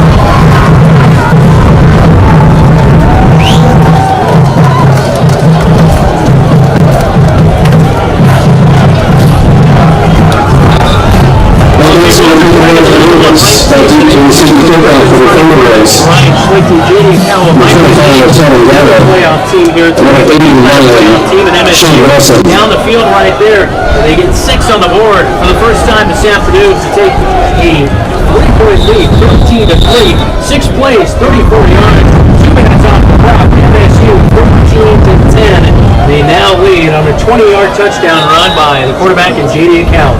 On the story of the drive will be maybe the best defensive play that Pueblo made all day. They make a great hit on Zylstra, but the ball pops up and lands in his lap. A 23-yard gain to give him 4th and 1 to keep that drive alive. Amazing. A great play turns into a positive for the Mavericks. That is for sure. And what this team fights through adversity week in and week out, and how they find ways to win football games has simply been amazing. The football does not fall off now it does. It falls off the tee. It moved a little bit, and the officials blew the whistle. Benarski was just about ready to kick it, and he looks at the near side official and says, it didn't even fall off. And about 5 seconds before it falls off, now it does. Now the second time you have to hold it. It didn't fall that time. It was leaning kind of funny, but that's how he had set it up.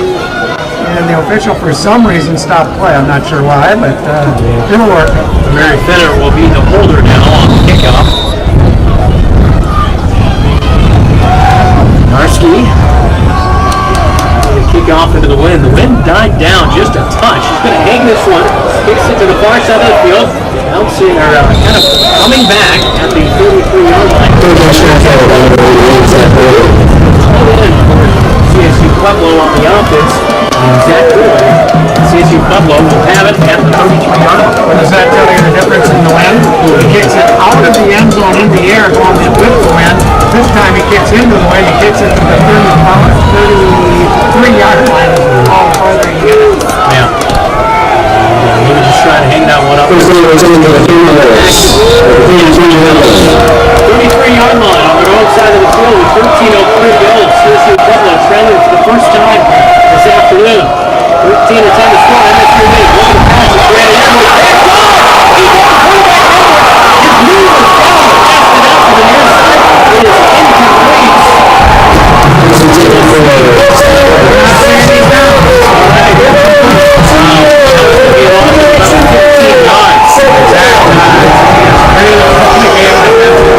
incomplete.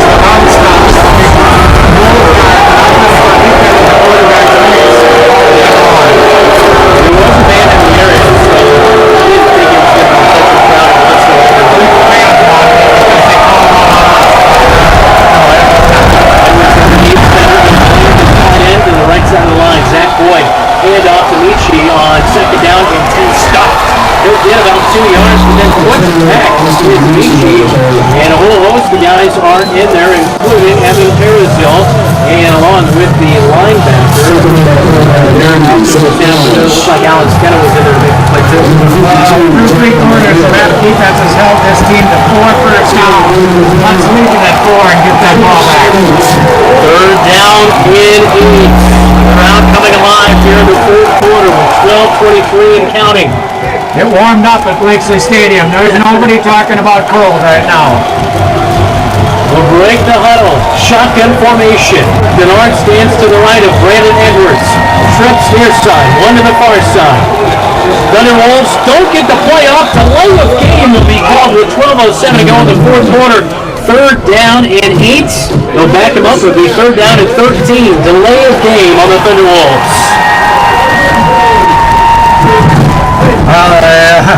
Coach Blue just grabbed the offensive line coach and pushed him back. They don't need another sideline penalty. The only one who can be out there is Todd Hoffner. Huge play though there.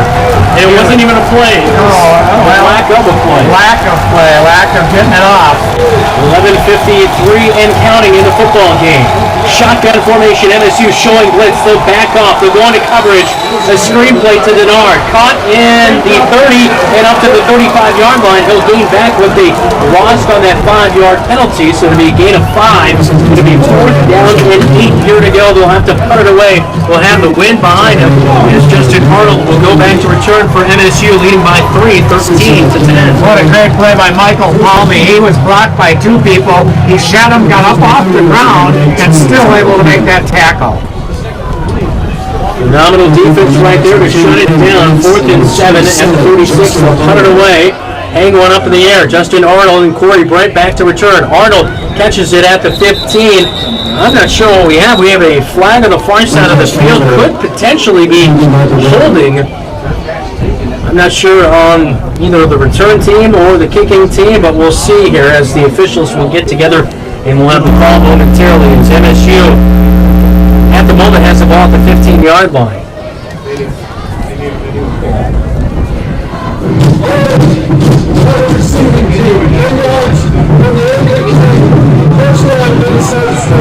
So they're going to have it at their own 5-yard line after that play. So holding on MSU's special teams.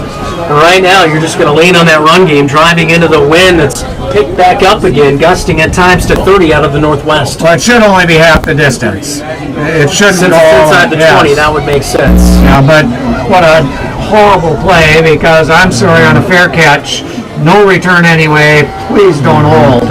You have enough trouble the position you're in, now you start at your own 8-yard line. First down and 10. Ball on the right hash. J.D. Coward's going to run the offense. He'll keep it. Design quarterback keeper, and he's going to lose yards. Lose about a yard right there for J.D. to bring up second down and 11. Defended extremely well, and again, Noor Shangola, an outstanding linebacker. They've had trouble with him all day.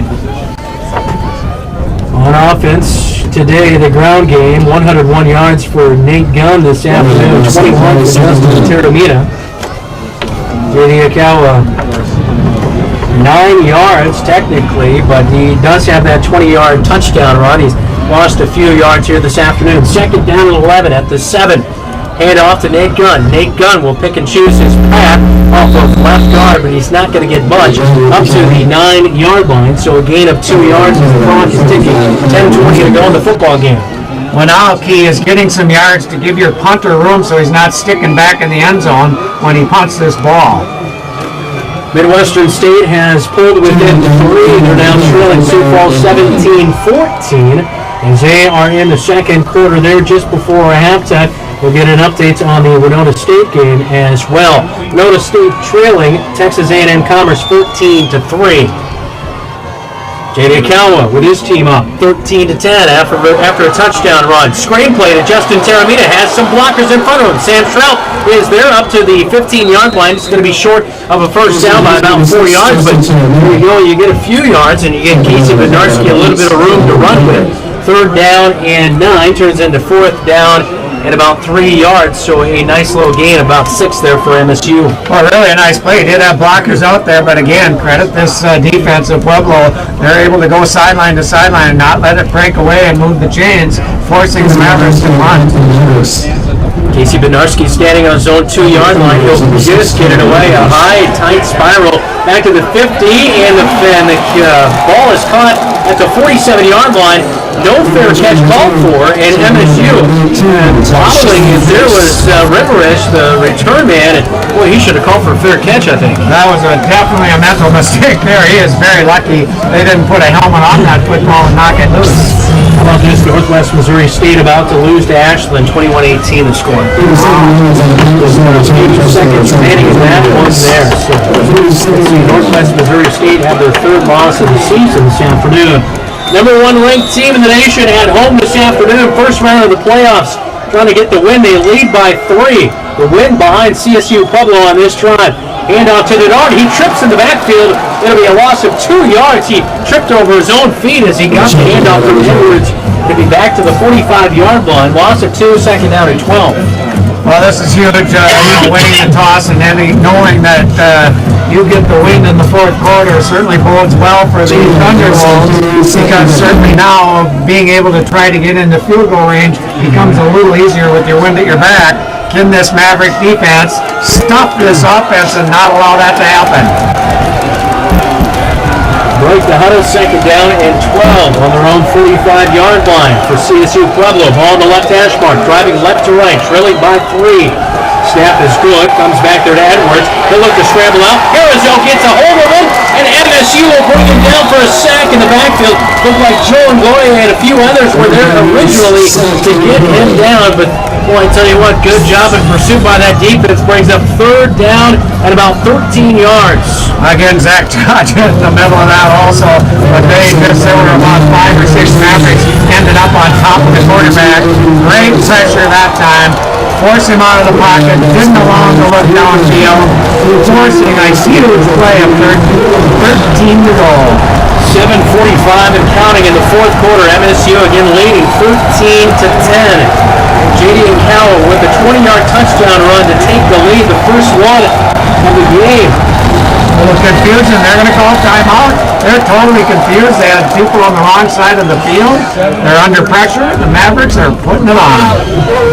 Third down at 13, as John alluded to. Head coach and John Riston will take the timeout. Coach of the year in the RMAC.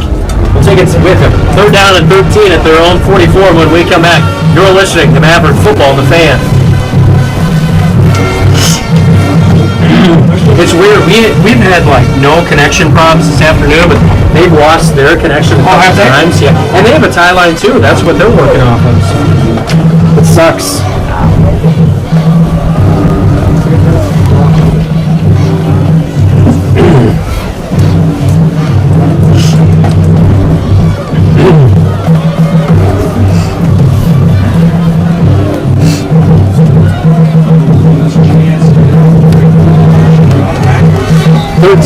MSU leads. We're down at 13 at their own 44 with 7:35 to go in the football game.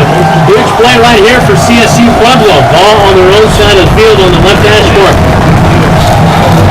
They go out of the pistol. Edwards has Denard behind him, the running back. 2 wide receivers each side. MSU backing off after showing an initial blitz. Edwards dumps it out short to Denard at midfield, makes the catch. He's up to the 45-yard line, and he'll pick up a lot of that 13 they needed, but he'll be 2 yards short. It's a pickup of 11 yards for Denard on a delayed little dump off over the middle. Well, the Mavericks had a huge fourth down play on their drive, and Brandon, now that falls on the shoulder of Pueblo. They need to, well, are they bringing the punting unit out? I am surprised. Yeah, I'd be wary here, though. I would definitely protect against a big punt. I would think so, too. Under 7 minutes to go in the football game. 4th down and 2 at the 45. Kuda is out to punt. Snap is high. Kuda brings it down. He'll drop this thing in there, and it's going to get all the way into the end zone. Touchback for MSU, so that will come out to the 20. With 6:46 to go in the football game, MSU can put it away with another score, or they can try to run down enough time that it doesn't give CSU Pueblo enough time to do anything. Well, that punt, you punt. The only reason you punt there is because you can bury him deep. By punting it in the end zone, you defeat that purpose. That's a huge break for the Mavericks to move it out to the 20 and have a little bit of running room. And again, their running game right now needs to open up and move the chains, because that eats up the clock. Again, 6:46 at the 20-yard line is where MSU will take over on their own side of the field. J.D. Akawa will come in here again at quarterback for MSU. Nissen switches to the right side of the offensive line. Akawa on a design QB keeper. He'll run off right guard and push back after a gain of 3 yards up to the 23-yard line. Well, you know, they're going to stack the box, so to speak, put as many men at the line as they can. And certainly by having your quarterback being a running back gives you an extra blocker. They're going to use J.D. Akawa as much as they can, but Nate Gunn also, he can break one here. That'd be huge. MSU leading 13 to 10 after taking the lead here in the fourth quarter on a J.D. Akawa touchdown run. J.D. has Nate Gunn standing to his right as they break the huddle out of the shotgun. Ty Dennis near side, Zelstra far side. Two tight end set, Marino in there as well as Nissen. Nissen will come to the near side. Cowell will run it again himself. Great pursuit by the defense, but they miss a tackle. Coming up and trying to make the play is the corner on the play in Emery Taylor. Cowell breaks it initially, gets out of bounds on the near side. Bad thing about that is it stops the clock, bringing up third down at about 4 after about a 4-yard gain by JD. That was a mistake. He needs to stay in bounds on that. He made a great move to have Taylor miss him and pick up positive yardage, but please stay in bounds and let that clock run. Oh, they started. They did start the clock here, so the clock is started with 5:40 to go in the football game. Justin Taramina checks in for MSU. Two wide receivers split out far side of the field. JD out of the shotgun. He'll run it again. Has a little bit of a seam. Up to the 30. Ball comes out. Fumble. It comes to the near side. CSU Pueblo has it at the 30. Will turn it about a yard. And that is another big play for this defense for CSU Pueblo. Jaden Garcia, the DB, gets the football. JD was upended at the 25. Got up to the 30. It was going to be close to a first down for MSU, but JD loses the football. That's a huge turnover for MSU as CSU Pueblo in field goal range. Well, they are. That's the problem. They got the wind at their back, and now the defense has to really come up big. 5:24 to go in the football game. First and 10 at the 28-yard line. And going in for CSU Pueblo. Gucci stands in the backfield. Lone running back there. It's Brandon Edwards underneath center. No pump fake. Look at the pass. Edwards brings it down, dives ahead to the 25-yard line, is down to the 24. 5 yards. They're going to throw that quick wide receiver screen, but the Mavericks right there defensively, so he did the smart thing, tucked it under, and just dove forward. Clock will keep counting. 5 minutes to go in the football game. MSU leading 13-10.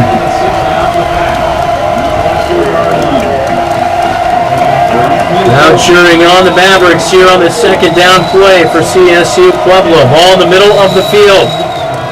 They'll hand it off to Michi. Michi will pull and go around a pulling right guard just shy of the 20-yard line.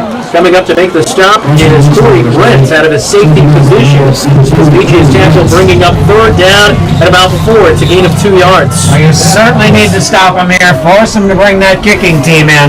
And Michi is still down on the ground. This clock will stop as we have an injury timeout. Michi hit the ground, and he is still down right near the MSU bench, right around the 20-yard line.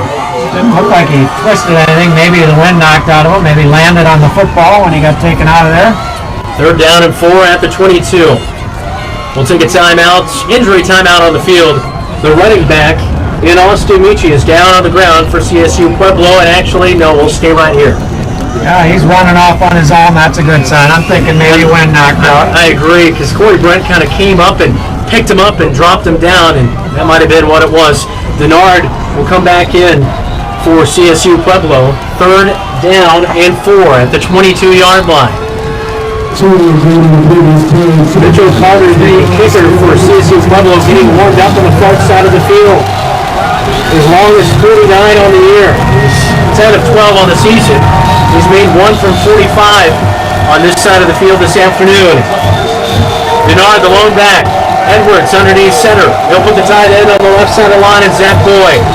They will run to that side. Denard puts his head down strong, and it looks like he's going to have enough for a first down on third down and 4. They'll get inside the 20, down to the 16-yard line. First down and...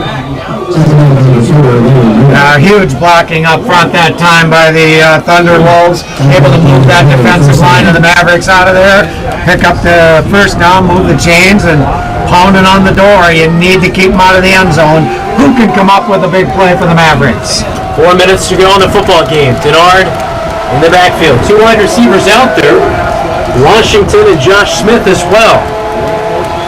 Boyd, the tight end on the left side of the line. Denard gets the handoff again. Denard will fight across the line of scrimmage, putting his head down and fighting strong down to the 10. It's an 8-yard pickup. Second down and 2 to go. Well, I tell you, that turnover they got really has inspired this offense. They are really getting off the ball right now and kind of dominating the line of scrimmage. 7-yard pickup, they officially mark it. Second down and 3. Ball in the red zone for this offense here. CSU Pueblo trailing by 3 with 3:13 to go. Hand off to Denard again. Met at the line of scrimmage coming up and making the tackle. Brendan Crystal shoots in on a tackle. Almost a first down. Third down, though. It looks like third down and 1. It will be a gain of 2 for Denard. Well, officially 3rd and 1, but they don't even have that far to go. It looks like almost about a half a yard short. Big play, because that would make a big decision for this Pueblo game. They're down in 1.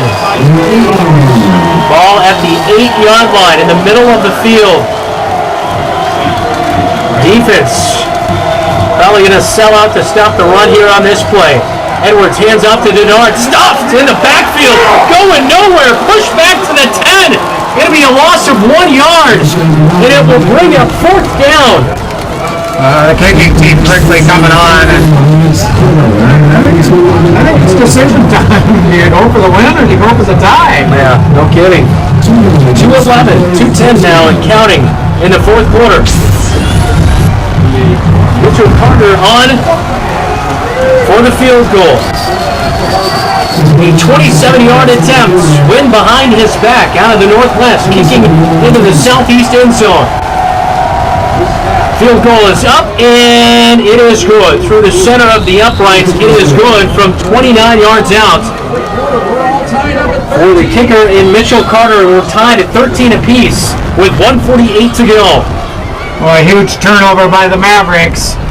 J.D. Akawa trying to stretch it out for that first down and ends up turning the ball over. But credit that Maverick defense. They still keep them out of the end zone. They keep your team in the game.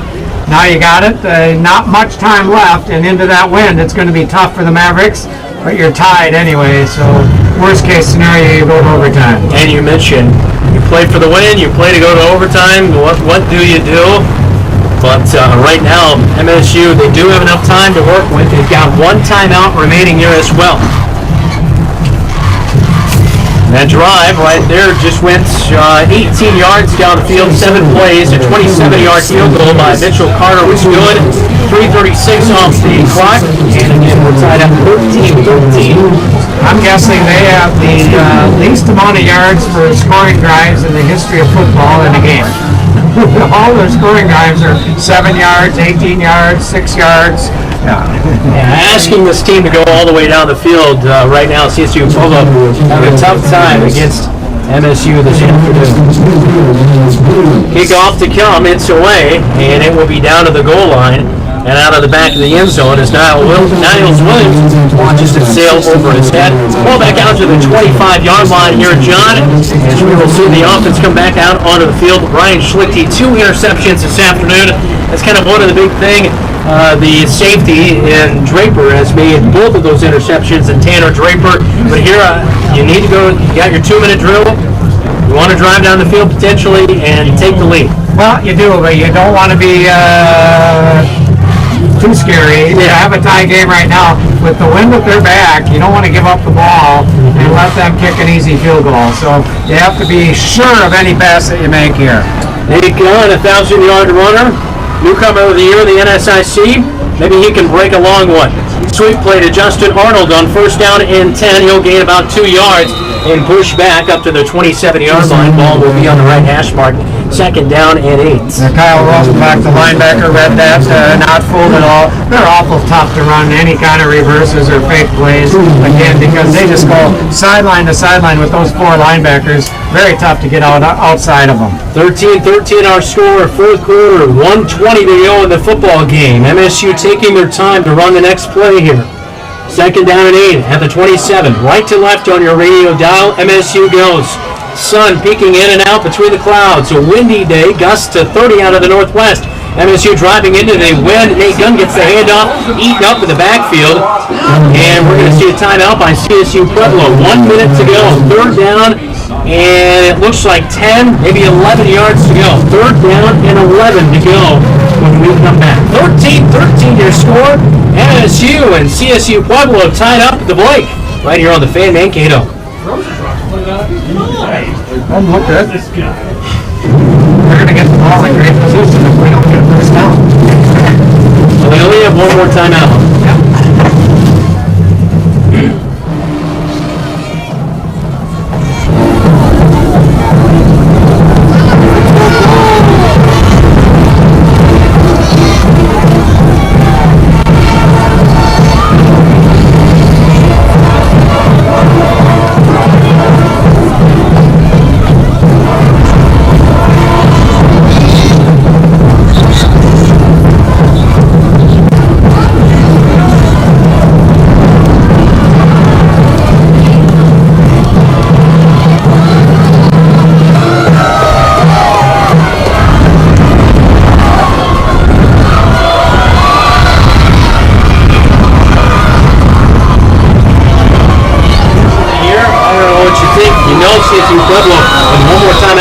timeout if you do run it and have plenty of time.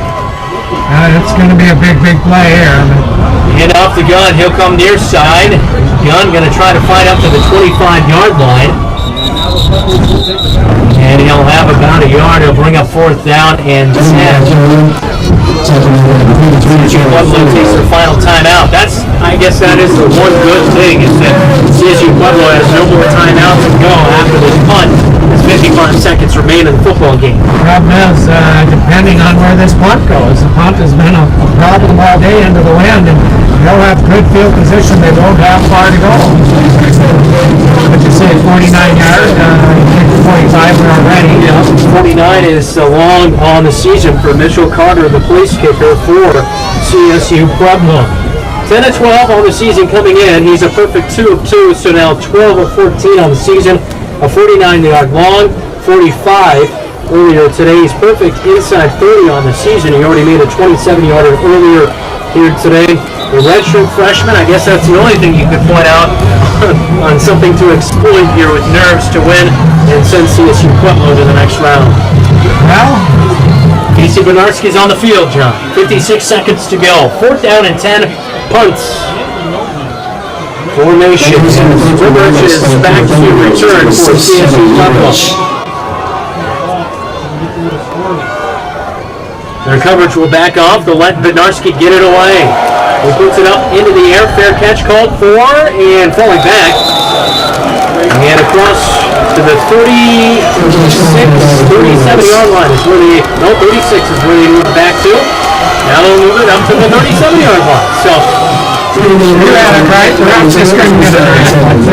Really a nice bump that time by Casey Benarski. A good hang time, decent distance, will return. Now the defense has to come through. They've got to go down the field about at least 25, almost 30 yards to put it in a realistic range for their field goal kicker potentially here. How about a pickup? How about it? Big 6. 49 seconds to go. Ball in the middle of the field at their own 37-yard line. Edwards underneath center. Fakes it on the play fake. He'll bootleg it out to the far side of the field. Firing. It's incomplete to Riverich. Then it will bring up 2nd down and 10 with 44 seconds to go in the football game. Nice job. Good pressure that time. Jamie LaPlante pushed him out of the pocket. So it's a tough throw running to your left. He clearly has a guy out there, but overthrows him not even close. 147 yards of offense this afternoon for CSU Pueblo. It's been a tough day and tough day kind of sledding down the field. Yeah, no question. The Maverick defense has definitely risen to the occasion. Some turnovers, not a very good offense today by the Maverick offense. We'd be ahead in this game. 44 seconds to go. Out of the pistol formation, Denard stands behind Edwards. Edwards looking to pass to his left side. It's incomplete. Fires it too low. And that will be bringing up 3rd down and 10 with 40 seconds to go. And John, realistically, MSU might get it back with about 10-15 seconds to go here, depending on what happens on this play. But CSU Pueblo probably going to go to the air again. That would stop the clock if it's incomplete. Change of possession would stop it, but again, you do have one timeout, but you're facing a hellacious wind. Makes it awful tough. Yeah, Casey Benarski's with a 63-yard field goal, but not today. Not today. Not in this direction. Yes. Average fans on their feet. Here we go. 4th down and 10. Fumble snap. Edwards brings it up. Evades a sack. He's going to scramble. Looking down the field. He's past the line of scrimmage. It is incomplete. He fired it past the line of scrimmage. Flag is down on the field. This will be an illegal downfield pass. Illegal forward pass. So 3rd down and 10. It will nix the down and will back them up even further. That's right. That'll give much better field position for this Maverick team because it will be loss of down and the penalty. He clearly was fast. He was a good 1.5 yards, 2 yards fast.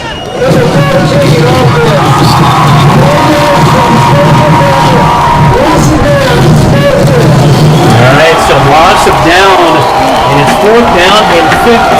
The punt to count, 31 seconds to go in the football game, and Corey Brent, we haven't seen him return a punt for a little while. We've seen a lot of Justin Arnold. Timeout by MSU. They take their final timeout of the afternoon.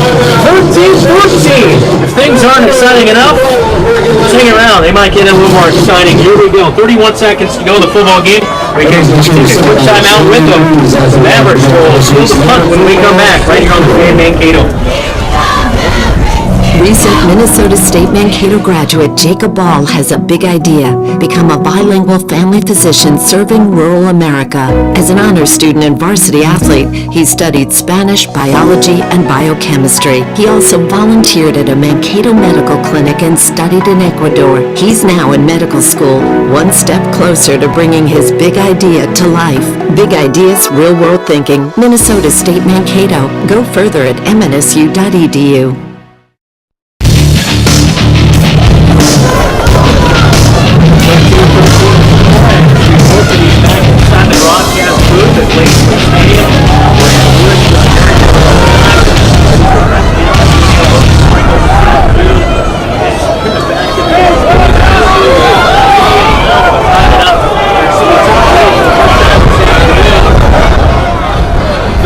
To 10, MSU kind of scrambling on some things here. They might be sending the house here. Nobody back to return for MSU. 4th and 15. Brent will get back to return.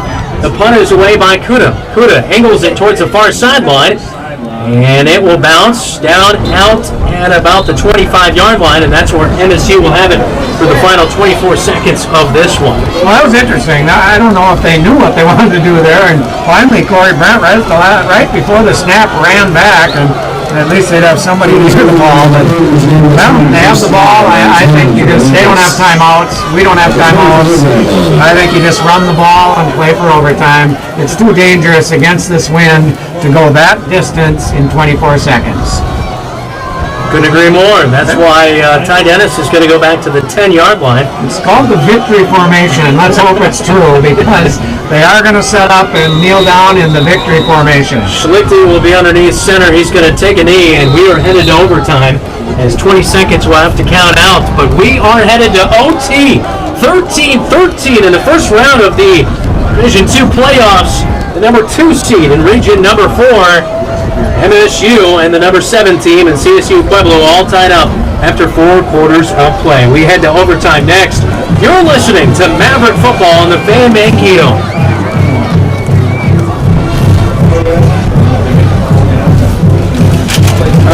Just a 30. We'll come back here because they're going to do the coin toss and all that. So, how to get that. So, thank you.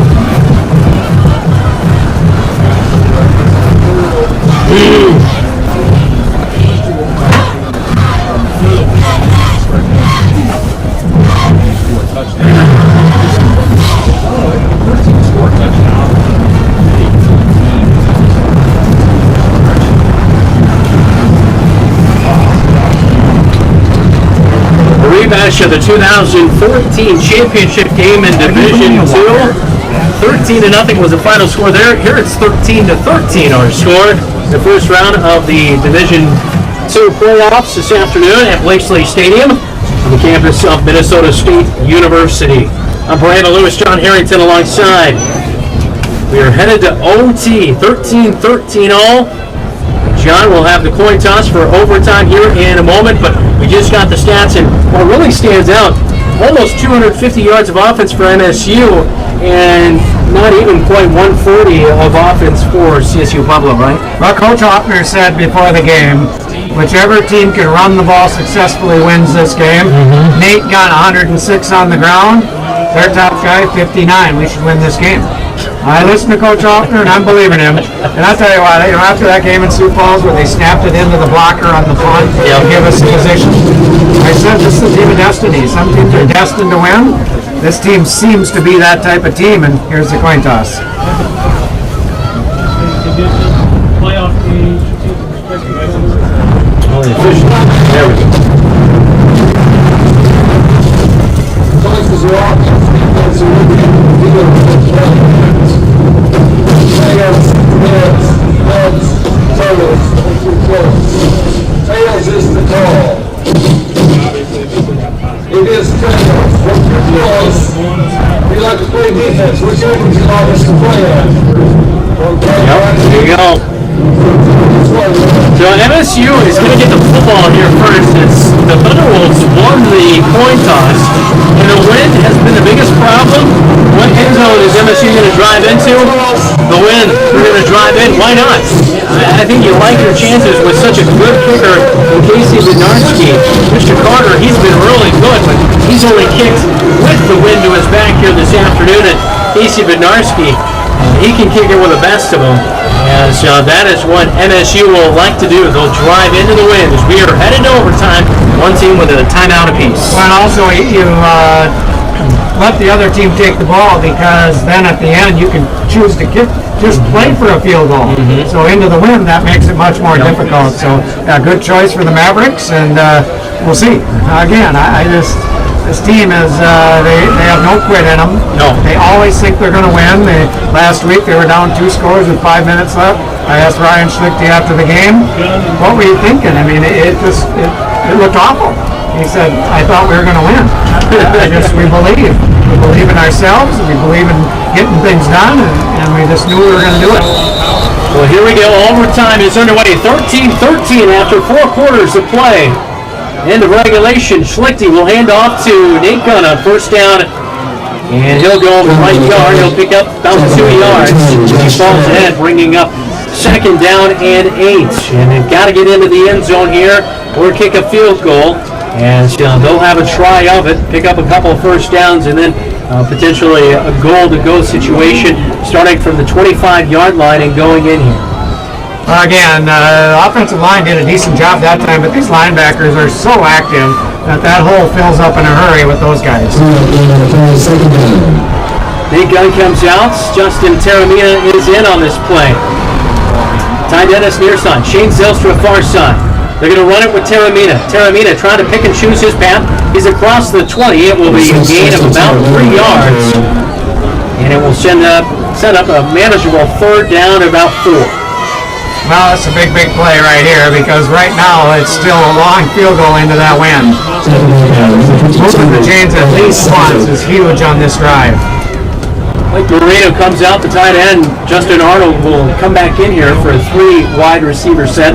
MSU. See what Joe Bashorner, offensive coordinator, draws up here for the MSU offense. Third down and 4 at the 19-yard line for MSU. Schlichty out of the shotgun. Taramina stands to his left, ready to block. Taramina will get the handoff. He'll go nowhere. Back to the line of scrimmage. Maybe he'll lose a yard back to the 20-yard line. Here comes Casey Bednarski, the field goal kicker. They did lose a yard on that one. Great surge that time by the defensive line of the Thunder Wolves. And it's a tough field goal right now from 37 from the right hash mark. It's been a gimme all year for Casey Bednarski, but he hasn't faced a 30-mile-an-hour wind very often. Bednarski is perfect. Inside 50 this season. Perfect 15 to 15. Here we go. 37-yard field goal on the way for Bednarski. It's up, and it is good for MSU. They pull ahead 16-13. It died at the field goal post, but just fell in. MSU 16-13 in overtime, and now CSU Pueblo knows they have to get a field goal. Well, when it was coming down backwards. Yeah. It was coming back towards us. I didn't know if it was going to stay through. I wonder if that counts. If it goes through and then goes back, does it count? We'll have to check that. No clue. I don't know if it does, but that was interesting because it just made it. But again, I would imagine as long as, if it goes right over the top of the upright, it's good, it's still inside. So I'd imagine if it goes all the way through and then blows out, we're going to have to check that one. How would you not count that, Well, now the defense. They've been out there all day long, and they've got their fans behind them. That 12th man, they call it. Let's see if they can do it. 147 for 4 quarters for CSU Pueblo. Logo against a stiff defense for MSU. Handoff to Denard. Tries to get outside right tackle. Now fights through a few arm tackles. He is across the 25 down to the 23-yard line. Denard, boy, I tell you what, he's kind of a real stocky runner, and he gets those those legs moving, and he is one tough nut to bring down as Marche Denard runs it for 2 yards there on first down. Kind of like last week. He's kind of a small target, too. There's not a lot of targets yet, but Mavericks just kind of set it to Pueblo. They only had 5 yards on their scoring play. And 4 plays, 5 yards. MSU now up 16-13. We are in overtime. Denard, the junior out of Phoenix, Arizona. He's back by himself. Brandon Edwards underneath center. Second down and 8 yards. Ball on the right hash mark. They'll run left side. Defense gets in there initially. Denard hit in the backfield by Evan Arizona. It finally flaps down. He gets back to the line of scrimmage as a whole host of defenders are in there. Joel and Boyd, Jamie LaPlante, and Alex Skettle as well to get in there and make the stop. Well, you called it right. Parizo's the one who made that play. He made him change direction, slow down, allow the teammates to come in and finish him off. 3rd and 8 for CSU Pueblo. Going to be a little bit further there as 37 yards for Bernarski. It's setting up to be about a 40-yard field goal right here for CSU Pueblo. Big play right here. Driving into the wind. Pistol formation for Edwards. Denard stands behind. Almost did a false start, but they do not call it. They'll fire to the end zone. Broken up. Almost intercepted by MSU. Corey Brent made the play. He knocked that football away. The intended target was Osher Washington. He was open for a second as Collier was on coverage too, but Brent flies out of his safety position and breaks it up. A 40-yard field goal to come. What? Great reaction by Corey Brent, and then he also, I don't know if you know the chain link fence at the end of the field, he almost knocked that over after he got done knocking the ball down. A 40-yarder into this win is not easy. Game on the line, 16-13 in our first overtime.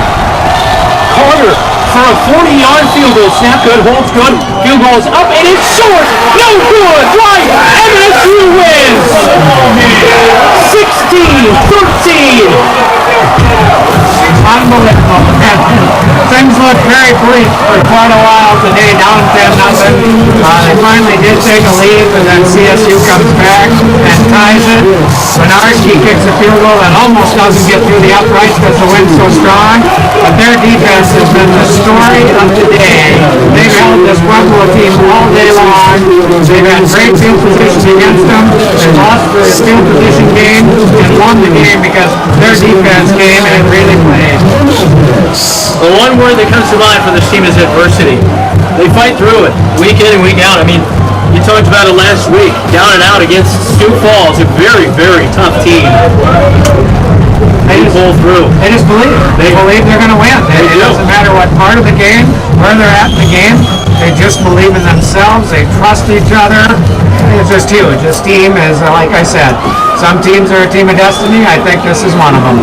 CSU Pueblo, I tell you what, that is a good bunch right there. And John Riston, we haven't been able to get into it, but he is an absolute story in himself. John Riston took this program that started back up. They were out of football for many, many years, from the 80s until 2007. And he got this football going, this football program again in the past 7 years, or 10 years, excuse me, as he got it back up and going in 2007, has built this program into what they are, and they are a perennial power, you could say. And obviously, he got them to the national championship game in 2014, and they won it, but this is a good football group, and they fought hard this afternoon with a very solid defense. Oh, they did. They gave the Mavericks everything and then some, took it into overtime, so certainly hats off to their program. And if you notice, though, they can't ever score more than 13 against the Mavericks. They win 13-0 in the national championship game. The Mavericks needed 16 today. They hold them to 13 again. And what a play, too. I thought Zach Dodge all day long. Yeah. Pressure up the middle, pressure against the run, pressure on the quarterback all day long. But how about Corey Brent? When it really paid off, that pass is complete if Corey Brent doesn't get a beat on the ball. He's at the 1 yard line making that catch, and the Mavericks lose the game. Instead, Corey Brent knocks it away, forces a 40-yard field goal. They can't make it. What a game. I love it. Amazing. And you can't be surprised by this team anymore, that's for sure, because when you think they're down and out, like we mentioned, they come up and make a play. 16-13. It takes overtime, but they get the job done here this afternoon as Minnesota State victorious 16-13 the final score. We head to the MSU postgame show right after this. You're listening to Maverick Football. This is the Fan Mankato.